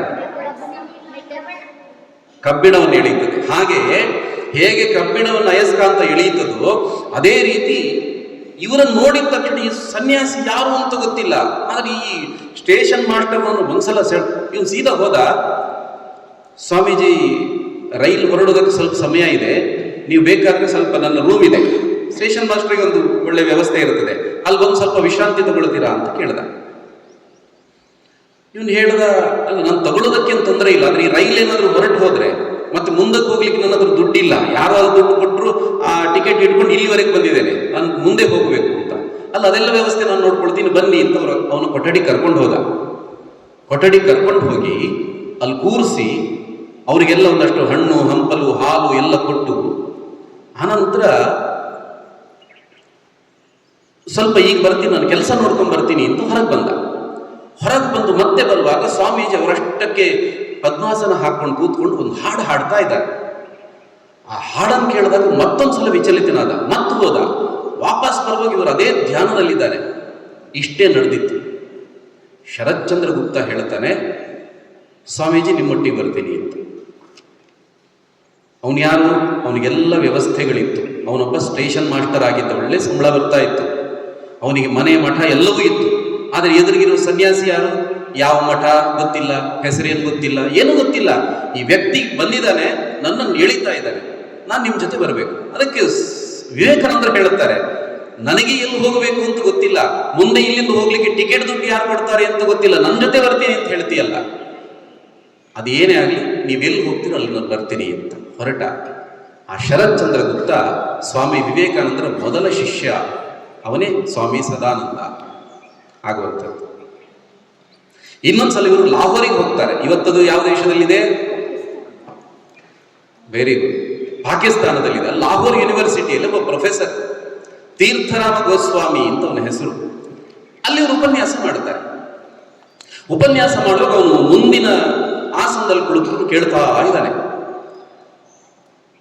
ಕೂತ್ಕೊಂಡು ಕೇಳಿ ಇವರು ಉಪನ್ಯಾಸ ಮುಗಿಯಿತು. ಅವ್ರು ಕೊಠಡಿಗೆ ಬಂದಾಗ ಹೋಗಿ ಕೇಳಿದ, ನಿಮ್ಮ ಜೊತೆ ಸ್ವಲ್ಪ ಮಾತಾಡ್ಬೇಕು ನಾನು ಅಂತಂದ. ಒಂದು ಸ್ವಲ್ಪ ಹೊತ್ತು ಮಾತಾಡಿದ. ಅವ್ರು ಹೊರಡುವಾಗ ಹೇಳ್ದ, ನಾನು ನಿಮ್ಮ ಜೊತೆ ಬರ್ತೀನಿ ಅಂತ. ಇವನು ಯಾರು? ಇವನೊಬ್ಬ ಅಲ್ಲಿನ ಮ್ಯಾಥ್ಸ್ ಪ್ರೊಫೆಸರ್, ಲಾಹೋರ್ ಯೂನಿವರ್ಸಿಟಿಯ ಮ್ಯಾಥ್ಸ್ ಪ್ರೊಫೆಸರ್. ಅವನು ಹೇಳ್ತಾನೆ, 1 ಗಂಟೆ ಉಪನ್ಯಾಸ ಕೇಳಿ ಸ್ವಾಮೀಜಿ ನಿಮ್ ಜೊತೆ ಬರ್ತೀನಿ ಅಂತ ಹೊರಟ. ಅವನಿಗೂ ಎಲ್ಲ ವ್ಯವಸ್ಥೆಗಳಿತ್ತು. ಆದ್ರೂ ಅದೆಲ್ಲವನ್ನು ಬಿಟ್ಟು ಈ ಸನ್ಯಾಸಿ ಹಿಂದೆ ಹೋಗಬೇಕು ಅಂತ ಅನಿಸಿತು. ಆ ತೀರ್ಥರಾಮ ಗೋಸ್ವಾಮಿಯ ಮುಂದೆ ಸ್ವಾಮಿ ರಾಮತೀರ್ಥ ಅಂತ ಅನಿಸ್ಕೊಳ್ತಾರೆ. ನಾವು ಕೇಳಿರಬಹುದು, ಅವ್ರು ಹೇಳಿರುವಂತಹ ಒಂದು ವಾಕ್ಯ, ಬಹಳ ಪ್ರಸಿದ್ಧವಾದಂತಹ ಒಂದು ವಾಕ್ಯ ಇದೆ. ಹೇಳ್ಬೋದು ಯಾರಾದ್ರೂ? ನಾನೇ ಭಾರತ, ಕಾಶ್ಮೀರ ನನ್ನ ಶಿರ, ಹಿಮಾಲಯ ನನ್ನ ಬಾಹು, ವಿದ್ಯಾ ನನ್ನ ಸೊಂಟ, ಕನ್ಯಾಕುಮಾರಿ ನನ್ನ ಪಾದಯುಗ್ಮ, ನಾನು ಅಡಿಯಿಟ್ಟರೆ ಭಾರತವೇ ಅಡಿಯಿಟ್ಟ ಹಾಗೆ, ನಾನೇ ಭಾರತ, ನಾನೇ ಶಂಕರ, ಇದೇ ನಿಜವಾದ ವೇದಾಂತ ಅಂತ ಹೇಳಿದ್ದು ಸ್ವಾಮಿ ರಾಮತೀರ್ಥರು. ಈ ಸ್ವಾಮಿ ರಾಮತೀರ್ಥರು ಯಾರು ಅಂತ ಕೇಳಿದ್ರೆ ಆ ಮ್ಯಾಥ್ಸ್ ಪ್ರೊಫೆಸರ್. ಒಂದು ಉಪನ್ಯಾಸದಲ್ಲಿ ವಿವೇಕಾನಂದರ ಹಿಂದೆ ಹೊರಟರು. ಇದೊಂದು ಅಯಸ್ಕಾಂತ, ಪರುಷಮಣಿ ಅಂತ ಆ ವ್ಯಕ್ತಿತ್ವ ಅವರಲ್ಲಿತ್ತು ಅನ್ನುವಂಥ ಸಂಗತಿ. ಒಬ್ಬರು ಕಾಶಿಯಲ್ಲಿ ಒಬ್ಬರು ವಿಶುದ್ಧಾನಂದ, ಸ್ವಾಮಿ ವಿಶುದ್ಧಾನಂದ ಅಂತ ಒಬ್ಬರು ಸನ್ಯಾಸಿ ಇದ್ರು. 85 ವರ್ಷ ಅವರಿಗೆ. ಸನ್ಯಾಸಿ ಒಳ್ಳೆಯವರೇ, ಆದರೆ ವಿಪರೀತ ಮಡಿ. ಎಷ್ಟು ಮಡಿ ಅಂತಂದ್ರೆ ಮನುಷ್ಯರ ನೆರಳು ತನ್ನ ಹತ್ರ ಬರಬಾರದು ಅಂತ ಅಷ್ಟು. ಅದಕ್ಕೋಸ್ಕರ ಆ ಸನ್ಯಾಸಿಯನ್ನು ಎಲ್ಲರೂ ಏಕಾಂಗಿ ಮಾಡಿಬಿಟ್ಟಿರೋರು, ಎಲ್ಲ ಒಂದು ಕಡೆ. ಆ ಸನ್ಯಾಸಿಯು ಹಾಗೆ, ಅವರಿಗೆ ಯಾರು ಬೇಡ, ಯಾರನ್ನು ಹತ್ರ ಸೇರಿಸ್ತಿರ್ಲಿಲ್ಲ. 85 ವರ್ಷ ಆಗಿದೆ. ಅಂಥ ವಿಶುದ್ಧಾನಂದರ ಹತ್ರ ವಿವೇಕಾನಂದರು ಹೋಗ್ತಾರೆ. ಹತ್ರ ಸೇರಿಸಿ ಯಾರವರು? ಒಂದು ಸಲ ಅಲ್ಲ, 2 ಸಲ ಅಲ್ಲ, 3 ಸಲ ಅಲ್ಲ, 4-5 ಬಾರಿ ಹೋಗ್ತಾರೆ. ಆನಂತರ ಈ 85 ವರ್ಷದಿಂದ ಬದಲಾಗದ ವಿಶುದ್ಧಾನಂದರು ಹೇಳ್ತಾರೆ, ಈ ಸನ್ಯಾಸಿ ಇದ್ದಾನಲ್ಲ ಸ್ವಾಮಿ ವಿವೇಕಾನಂದ, ಇವನೇ ಭಾರತದ ನಿಜವಾದ ಸಾಂಸ್ಕೃತಿಕ ರಾಯಭಾರಿ. ನಾನು 85 ವರ್ಷದಿಂದ ಸನ್ಯಾಸ ಅಂತ ಏನ್ ಮಾಡ್ತಾ ಬರ್ತಾ ಇದ್ದೀನೋ ಅದೆಲ್ಲವೂ ಮಣ್ಣು, ಇವನ್ ಮಾಡ್ತಾ ಇರೋದು ಸರಿ ಅಂತ ಆ 85 ವರ್ಷ ಬದಲಾಗದ ವಿಶುದ್ಧಾನಂದರು ಆವತ್ತು ಹೇಳ್ತಾರೆ. ಇದು ಸ್ವಾಮಿ ವಿವೇಕಾನಂದರ ಒಂದು ಶಕ್ತಿ ಸಾಮರ್ಥ್ಯ ಅನ್ನುವಂಥದ್ದು. ವಿವೇಕಾನಂದರು ಅಮೆರಿಕದಲ್ಲಿದ್ದಾಗ ಬಹಳ ಪ್ರಸಿದ್ಧಿ, ಎಲ್ಲ ಕಡೆ ವಿವೇಕಾನಂದರ ಹೆಸರು ಓಡಾಡ್ತಾ ಇದೆ. ಒಬ್ಬ ಬಹಳ ಶ್ರೀಮಂತ ಹುಡುಗ, ಅವನ ಹೆಸರು ಜಾನ್ ಡಿ ರಾಕ್ ಫೆಲ್ಲರ್ ಅಂತ.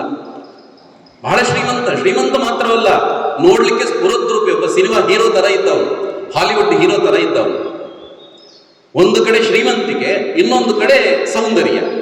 ಇದು ಎರಡೂ ಇತ್ತಲ್ಲ, ಸಹಜವಾಗಿ ಅಹಂಕಾರ, ದುಡ್ಡಿನ ಮದ, ಸೌಂದರ್ಯದ ಮದ ಎರಡೂ ಇತ್ತು.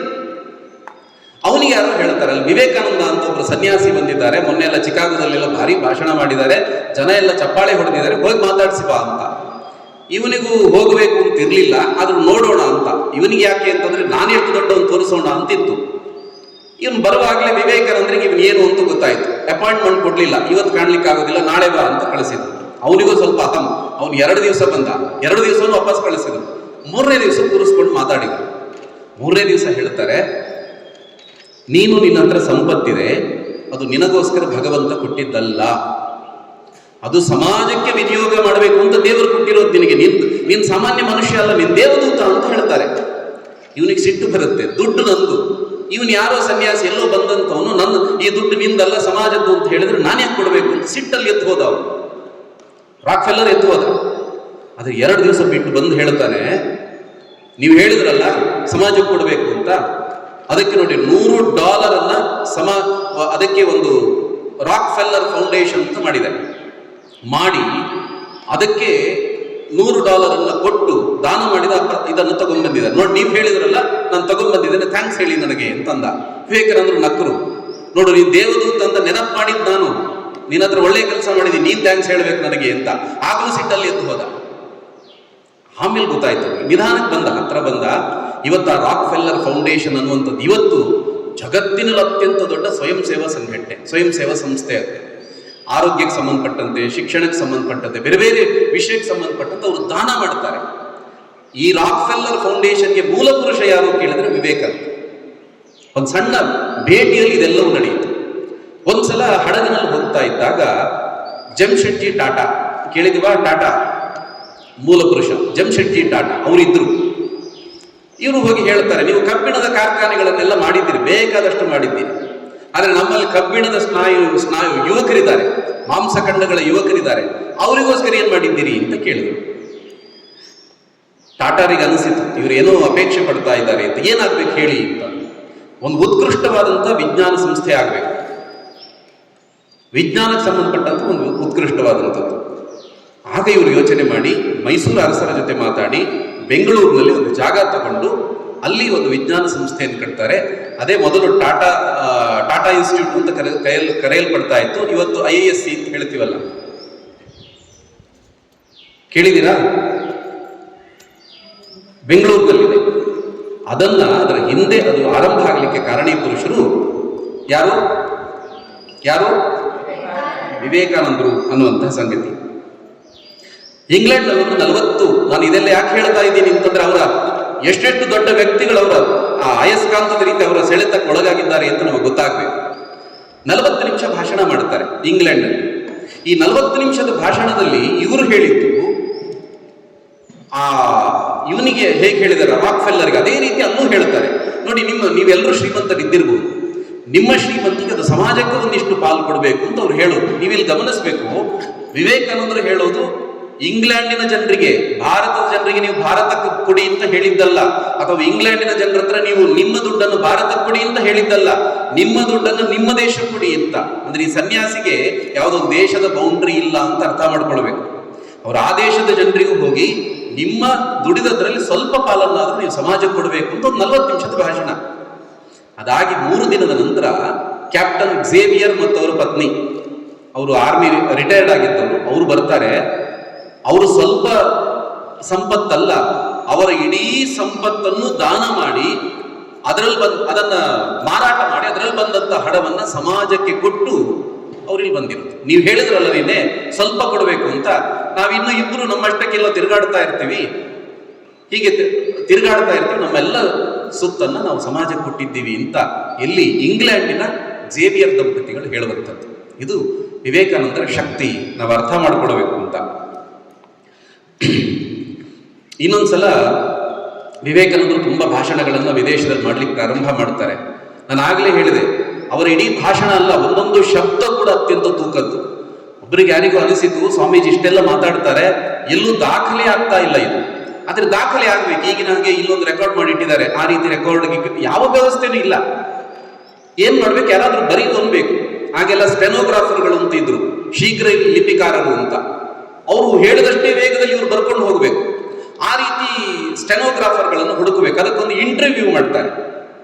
ಇಂಟರ್ವ್ಯೂನಲ್ಲಿ ಒಂದಷ್ಟು ಜನ ಬರ್ತಾರೆ, ಒಬ್ಬನನ್ನು ಸೆಲೆಕ್ಟ್ ಮಾಡ್ತಾರೆ. ಅವನ ಹೆಸರು ಜೋಶುವಾ ಗುಡ್ವಿನ್ ಅಂತ. ಯಾರು ಒಟ್ಟು ವಿವೇಕಾನಂದ ಅವನನ್ನು ಆಯ್ಕೆ ಮಾಡೋದು ಯಾವುದಕ್ಕೆ? ಅವನು ಶೀಘ್ರ ಲಿಪಿಕಾರ, ನಾನು ಇಲ್ಲಿ ಭಾಷಣ ಆಗ್ತಾ ಇದ್ದಾಗ ಅವನೆಲ್ಲ ಅದನ್ನು ದಾಖಲು ಮಾಡ್ಕೊಳ್ಬೇಕು ಅಂತ ವಿವೇಕಾನಂದ್ರ ಆಯ್ಕೆ ಮಾಡೋದು. ಅವನು ಗುಣ ಹೇಗಿದ್ದಿರ್ಬೋದು? ವಿವೇಕಾನಂದರು ಒಬ್ಬನನ್ನು ಆಯ್ಕೆ ಮಾಡಿದ್ರು ಅಂದ್ರೆ ಅವನ ಗುಣ ಹೇಗಿದ್ದಿರ್ಬೋದು? ಹೇಗೆ ಹೇಳಿ? ಅವನು ಒಳ್ಳೆಯವನಾಗಿರ್ತಾನ, ಕೆಟ್ಟವನಾಗಿರ್ತಾನ? ಒಳ್ಳೆಯವನಾಗಿರ್ತಾನೆ, ಅವನಿಗೆಲ್ಲ ಒಳ್ಳೆಯ ಗುಣಗಳಿರ್ತದೆ ಅಲ್ವಾ? ಅಂಥವರನ್ನೆಲ್ಲ ಆಯ್ಕೆ ಮಾಡೋದು, ಹೌದಾ ಅಲ್ವಾ? ಆದರೆ ಇವನಿಗೆಲ್ಲ ದುಶ್ಚಟಗಳಿತ್ತು. ವಿವೇಕಾನಂದ ಸ್ವಲ್ಪ ವಿಚಿತ್ರ ಅಲ್ವಾ? ಇವನಿಗೆ ಜೋಶುವಾ ಗುಡ್ವಿನ್ ಎಲ್ಲ ದುಶ್ಚಟಗಳಿತ್ತು. ಕುಡಿಯುವ ಅಭ್ಯಾಸ, ಸೇದೋ ಅಭ್ಯಾಸ ಎಲ್ಲವೂ ಇತ್ತು. ವಿವೇಕಾನಂದರು ಗಮನಿಸಿದ್ದು ಹೊರಗಿನದ್ದನ್ನಲ್ಲ, ಅವನ ಒಳಗೊಂದು ಶಕ್ತಿ ಇದನ್ನು ಗಮನಿಸಿದ್ದಾರೆ, ನಮಗೆ ಕಾಣೋದಿಲ್ಲ. ಅವನನ್ನು ಗುರುತಿಸಿದ್ದಾರೆ. ಮತ್ತು ಅವನು ಹೇಳೋದು, ನೋಡ್ರಿ, ನನಗೂ ನಿಮಗೂ ಕಾಂಟ್ರಾಕ್ಟ್ ಮಾತ್ರ ಇದೆ, ನೀವು ಇಷ್ಟು ದುಡ್ಡು ಕೊಡ್ತೀರ, ಅದಕ್ಕೋಸ್ಕರ ನಾನು ಬರೀತೀನಿ ಅಷ್ಟೇ. ನಿಮಗಿಂತ ಜಾಸ್ತಿ ದುಡ್ಡು ಕೊಟ್ಟರೆ ನಾನು ಇದನ್ನು ಬಿಟ್ಟು ಹೋಗ್ತೀನಿ. ಆದ್ರೆ ಎಷ್ಟು ವರ್ಷ ಅಂತ ನೀವು ಕಾಂಟ್ರಾಕ್ಟ್ ಬರ್ಕೊಳ್ತೀರ ಅಲ್ಲಿವರೆಗೆ ಮಾತ್ರ, ಮತ್ತಿಲ್ಲ ನಾನು ಹೊರಟು ಹೋಗ್ತೀನಿ ಅಂತ ಹೀಗೆ ಹೇಳ್ತಾ ಇದ್ದ. ಅವ್ರು ಹೇಳಿದ್ದನ್ನಷ್ಟು ವೇಗವಾಗಿ ಬರೀತಾ ಇದ್ದ. ಬರುದು ಅವ್ರ ಜೊತೆಗೆ ಬಂದು ಸೇದೋದನ್ನ ಕುಡಿಯೋದನ್ನ ಬಿಟ್ಟ. ಎಲ್ಲಿವರೆಗೆ ಬಂದ ಅಂತಂದ್ರೆ ಅವರನ್ನ ಹಿಂಬಾಲಿಸಿಕೊಂಡು ಭಾರತಕ್ಕೂ ವಾಪಸ್ ಬಂದ. ಅವರಲ್ಲಿ 3-4 ವರ್ಷ ತಿರುಗಾಡಿದ ಭಾರತಕ್ಕೆ ಬಂದ್ರಲ್ಲ, ಅವನು ಬಿಡ್ಲಿಲ್ಲ, ಭಾರತಕ್ಕೂ ಬಂದ. ಇಲ್ಲಿ ಉದಕ ಮಂಡಲ ಅಂತಿದೆ ತಮಿಳುನಾಡಲ್ಲಿ, ಕೇಳಿದ್ದೀರಾ? ಉದಕ ಮಂಡಲ ಕೇಳಿದ್ದೀರಾ? ಊಟಿ ಕೇಳಿದ್ದೀರಾ? ಅದೇ ಊಟಿಗೆ ಮೂಲ ಹೆಸರು ಉದಕ ಮಂಡಲ ಅಂತ. ಊಟಿಗೆ ಬಂದವನು ಅವನಲ್ಲೇ ತೀರ್ಕೊಂಡ. ಅಂದ್ರೆ ಸ್ವಲ್ಪ ಸಮಯದ ನಂತರ ಅಲ್ಲೇ ಉದಕ ಮಂಡಲದಲ್ಲಿ ಅವನು ಪ್ರಾಣ ಹೋಗುತ್ತೆ. ಎಲ್ಲೋ ಯಾವುದೋ ದೇಶದವನು ಇಲ್ಲಿ ಪ್ರಾಣ ಹೋಗುತ್ತೆ. ಈಗ ನೀವು ಊಟಿಗೆ ಹೋದ್ರೆ ಅಲ್ಲೊಂದು ಚರ್ಚ್ ಇದೆ, ಊಟಿಯಲ್ಲಿ ಒಂದು ಚರ್ಚ್ ಇದೆ. ಆ ಚರ್ಚಿನ ಹೊರಗಡೆ ಅವನ ಸ್ಮಾರಕ ಇದೆ, ಜೋಶುವಾ ಗುಡ್ವಿನ್ನ ಸ್ಮಾರಕ ಇದೆ. ಅವನಿಗೆ ಎಷ್ಟು ವರ್ಷ ಆಗಿದ್ದಿರ್ಬೋದು? ಇವ್ರ ಜೊತೆ 3-4 ವರ್ಷ, 3.5 ವರ್ಷ ಇದ್ದ ಅಷ್ಟೇ. ಅವನಿಗೆ ಎಷ್ಟು ವರ್ಷ ಆಗಿದ್ದಿರ್ಬೋದು? ತೀರ್ಕೊಂಡವನು ಅಲ್ಲಿ ಕೇವಲ 28 ವರ್ಷದ ತರುಣ. ಇವ್ರ ಜೊತೆಗೆ 3 ವರ್ಷ ಇದ್ದದ್ದು. ಯಾವುದೋ ಕಾಯಿಲೆ ಕಾರಣಕ್ಕೆ ಅವನು ತೀರ್ಕೊಂಡ. 3 ವರ್ಷದಲ್ಲಿ ಅವನು ಏನೆಲ್ಲ ಬರೆದ ಅಲ್ಲ. ಇವತ್ತು ನಮಗೆ ವಿವೇಕಾನಂದರ ಸಾಹಿತ್ಯ ಅಂತ ಏನು ಸಿಗ್ತಾ ಇದೆಯೋ, ಅದು ಕೊಲಂಬೋದಿಂದ ಅಲ್ಮೋರ ತನಕ ಇತ್ಯಾದಿ ಎಲ್ಲವೂ ಕೂಡ ಅವನೇ ಬರೆದಿರುವಂಥದ್ದು. ಅವನು ಸಂಗ್ರಹ ಮಾಡಿರುವಂಥದ್ದನ್ನೇ ನಾವು ಬೇರೆ ಬೇರೆ ರೂಪದಲ್ಲಿ ಓದ್ತಾ ಇದ್ದೀವಿ. ಸಾಧನೆ ಮಾಡೋದಕ್ಕೆ 100 ವರ್ಷ ಬದುಕಬೇಕು ಅಂತಿಲ್ಲ ಅಲ್ವಾ? ಇದು ಒಂದು ವಿವೇಕಾನಂದರ ಪರುಷಮಣಿ ವ್ಯಕ್ತಿತ್ವ ಅನ್ನೋದಕ್ಕೆ ನಾನು ಇದೆಲ್ಲವನ್ನು ನೆನಪು ಮಾಡಿದೆ. ಒಂದು ಗಂಟೆ ಹೇಳಬೇಕು ಅವರ ಅಂತಃಕರಣ ಹೇಗಿತ್ತು ಅಂತಂದ್ರೆ, ನಿಮ್ಗೆ ಕೆಲವರಿಗೆ ಎಷ್ಟು ಅರ್ಥ ಆಗುತ್ತೆ ಇಲ್ಲೋ ಗೊತ್ತಿಲ್ಲ, ಆದ್ರೂ ಹೇಳ್ತೀನಿ, ಎಲ್ಲರೂ ಇರೋದ್ರಿಂದ ಹೇಳ್ತೀನಿ. ಈಜಿಪ್ಟಿಗೆ ಹೋಗ್ತಾರೆ ಅವರು. ಅಲ್ಲಿ ಕೈರೋ ಅನ್ನುವಂಥ ಒಂದು ಪ್ರದೇಶ, ಅಲ್ಲಿ ಕಾರ್ಯಕರ್ತರನ್ನು ಕರ್ಕೊಂಡು ಹೋಗ್ತಾ ಇದ್ದಾರೆ. ಹೀಗೆ ಮಾತಾಡ್ತಾ ಒಂದು ಬೀದಿಗೆ ಕರ್ಕೊಂಡು ಹೋಗ್ತಾರೆ. ಅದು ಎಂಥ ಬೀದಿ ಅಂತಂದ್ರೆ, ಸಭ್ಯರು ಯಾರು ಹೋಗಲಾರದಂಥ ಬೀದಿ. ಅವ್ರು ಯಾರು ಹೋಗೋದಿಲ್ಲ. ಆ ಬೀದಿಯಲ್ಲೆಲ್ಲ ಹೆಣ್ಣು ಮಕ್ಕಳಿದ್ದಾರೆ, ಅರ್ಥ ಆಗುವವರಿಗೆ ಅಷ್ಟೇ ಸಾಕು. ಇವರು ಗೊತ್ತಿಲ್ಲದಲ್ಲಿ ವಿವೇಕಾನಂದರನ್ನು ಕರ್ಕೊಂಡು ಹೋಗ್ತಾರೆ. ಅಲ್ಲಿ ಬೇರೆ ಬೇರೆ ವಿಚಿತ್ರ ಉಡುಗೆಯಲ್ಲಿದ್ದಂಥ ಹೆಣ್ಣು ಮಕ್ಕಳು ಇವರಿಗೆ ಬೇರೆ ಬೇರೆ ರೀತಿಯ ಸನ್ನೆ ಮಾಡಿ ಕರೀಲಿಕ್ಕೆ ಪ್ರಾರಂಭ ಮಾಡ್ತಾರೆ. ಹೇಗಾಗ್ಬೇಕು ಕರ್ಕೊಂಡು ಹೋದವರಿಗೆ? ತಪ್ಪಿ ಕರ್ಕೊಂಡು ಹೋಗಿರೋದು. ಉಳಿದವರಿಗೆ ಮುಜುಗರ ಆಗ್ತಾ ಇದ್ರೆ ವಿವೇಕಾನಂದರು ಅವರನ್ನು ನೋಡಿ ನಿಂತುಕೊಳ್ತಾರೆ, ಕಣ್ಣೀರು ಹಾಕ್ತಾರೆ. ಅವ್ರ ಮನಸ್ಸು ಅರ್ಥ ಮಾಡ್ಕೊಳ್ಳಿ, ಕಣ್ಣೀರು ಹಾಕ್ತಾರೆ. ಅವ್ರು ಹೇಳ್ತಾರೆ, ಎಲ್ಲ ಹೆಣ್ಣು ಮಕ್ಕಳು ಅವ್ರ ದೇಹದಲ್ಲೇ ಸೌಂದರ್ಯ ಇದೆ ಅಂತ ಅಂದ್ಕೊಂಡು ಅಲ್ಲಿಗೆ ಸ್ಥಿರವಾಗಿದ್ದಾರೆ. ಅವ್ರಿಗೆ ಗೊತ್ತಿಲ್ಲ ಅವರ ಒಳಗಡೆ, ಅವರ ಆತ್ಮದಲ್ಲಿ ಇದಕ್ಕಿಂತ ಉತ್ಕೃಷ್ಟವಾದಂಥ ಸೌಂದರ್ಯ ಇದೆ ಅಂತ ಅವ್ರಿಗೆ ಗೊತ್ತಿಲ್ಲ ಪಾಪ ಅಂತ ಕಣ್ಣೀರು ಹಾಕ್ತಾರೆ. ಅವರು ಹೇಳಿದಂಥ ಭಾಷೆ ಅಲ್ಲಿ ಯಾರಿಗೂ ಅರ್ಥ ಆಗಿಲ್ಲ. ಹಾಗೆಲ್ಲ ಮಾಡ್ತಾ ಇದ್ದಂಥ ಹೆಣ್ಣು ಮಕ್ಕಳು ಸಾಲಾಗಿ ಬರ್ತಾರೆ. ಒಬ್ಬೊಬ್ಬರು ಇವರ ಕೈಯನ್ನು ತಗೊಂಡು ಕೈಯನ್ನು ಚುಂಬಿಸಿಕೊಂಡು ಮ್ಯಾನ್ ಆಫ್ ಗಾಡ್ ಅಂತ ಹೇಳಿ ಹೋಗ್ತಾರೆ. ಇದು ಪರಿವರ್ತನೆ ಕೆಲವು ಕ್ಷಣದಲ್ಲಿ ನಡೆದಿರುವಂಥದ್ದು. ಇದು ವಿವೇಕಾನಂದರ ಸಾಮರ್ಥ್ಯ. ಅಂದರೆ ಅವರ ಒಳಗಿದ್ದಂಥ ಅಂತಃಶಕ್ತಿ ಅಷ್ಟು ಆ ರೀತಿ ಇದ್ದಂಥದ್ದು ಅನ್ನುವಂಥದ್ದು. ಹೀಗೆ ನಾನು ವಿವೇಕಾನಂದರ ಒಂದಷ್ಟು ಕಥೆಗಳನ್ನು ಹೇಳಿದೆ. ಸುಮಾರು 22 ಘಟನೆಗಳನ್ನು ಹೇಳಿದೆ. ಎಷ್ಟು? 22 ಘಟನೆಗಳನ್ನು ನಿಮ್ಮ ಮುಂದೆ ಇಟ್ಟೆ. ಅದನ್ನು ಬೇರೆ ಬೇರೆ ಗುಂಪುಗಳನ್ನಾಗಿ ಮಾಡಿಟ್ಟೆ. ನನಗೆ 22 ಘಟನೆ ಬೇಡ, ನಾನು ಬೇರೆ ಬೇರೆ ಅವರ ವ್ಯಕ್ತಿತ್ವಕ್ಕೆ ಸಂಬಂಧಪಟ್ಟಂಥ ಗುಂಪುಗಳನ್ನಾಗಿ ಮಾಡಿದ್ನಲ್ಲ, ಅದು ಯಾವ್ಯಾವ ಗುಂಪು ಅಂತ ಹೇಳಬಹುದಾ? ನನಗೆ ಮೊದಲು ಹೇಳಿದ್ದು ಯಾವುದು? ಅವರು ಯಾವ ಗುಣಕ್ಕೆ ಸಂಬಂಧಪಟ್ಟಿದ್ದು?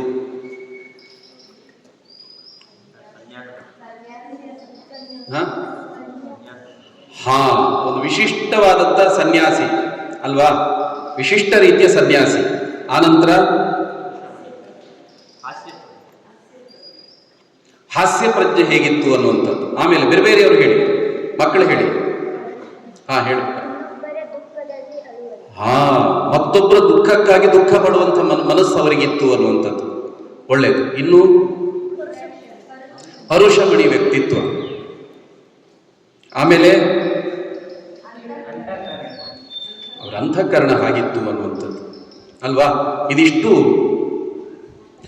ಅಂದ್ರೆ ಮತ್ತವರ ಗುಣಗಳನ್ನೇ ನಿಮಗೆ ನೆನಪು ಮಾಡಲಿಕ್ಕೋಸ್ಕರ ಈ ರೀತಿ ನಾನು ವಿಭಾಗದಲ್ಲಿ ಹೇಳಿರುವಂಥದ್ದು.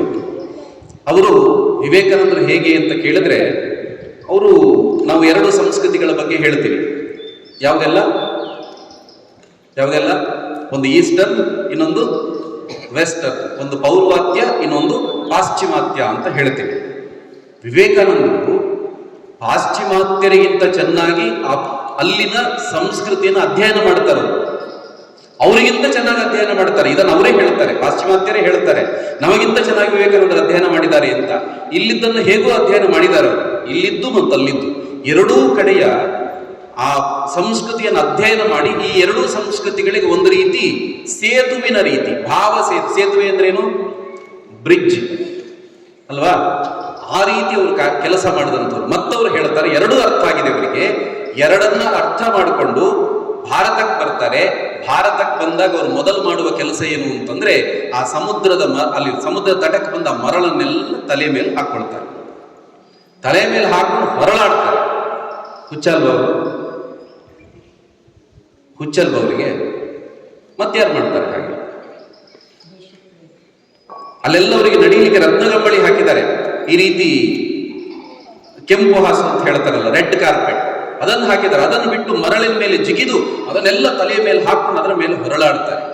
ಹೊರಳಾಡಿ ಹೇಳುತ್ತಾರೆ, ನಾನು ಇಷ್ಟು ವರ್ಷ ಭೋಗ ಭೂಮಿಯಲ್ಲಿದ್ದೆ.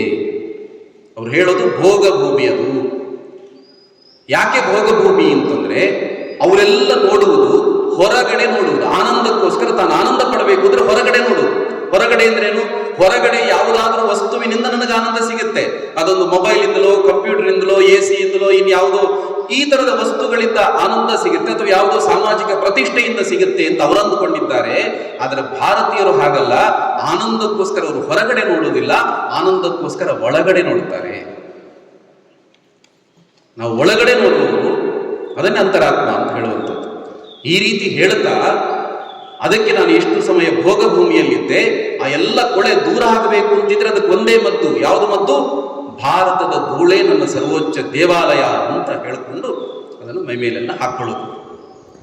ಹೀಗೆ ಇಂಥ ವಿವೇಕಾನಂದರು ಬದುಕಿದ್ದು ಕೇವಲ 39 ವರ್ಷ.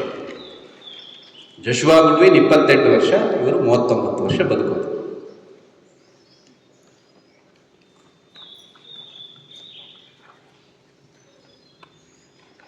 ನಮಸ್ಕಾರ.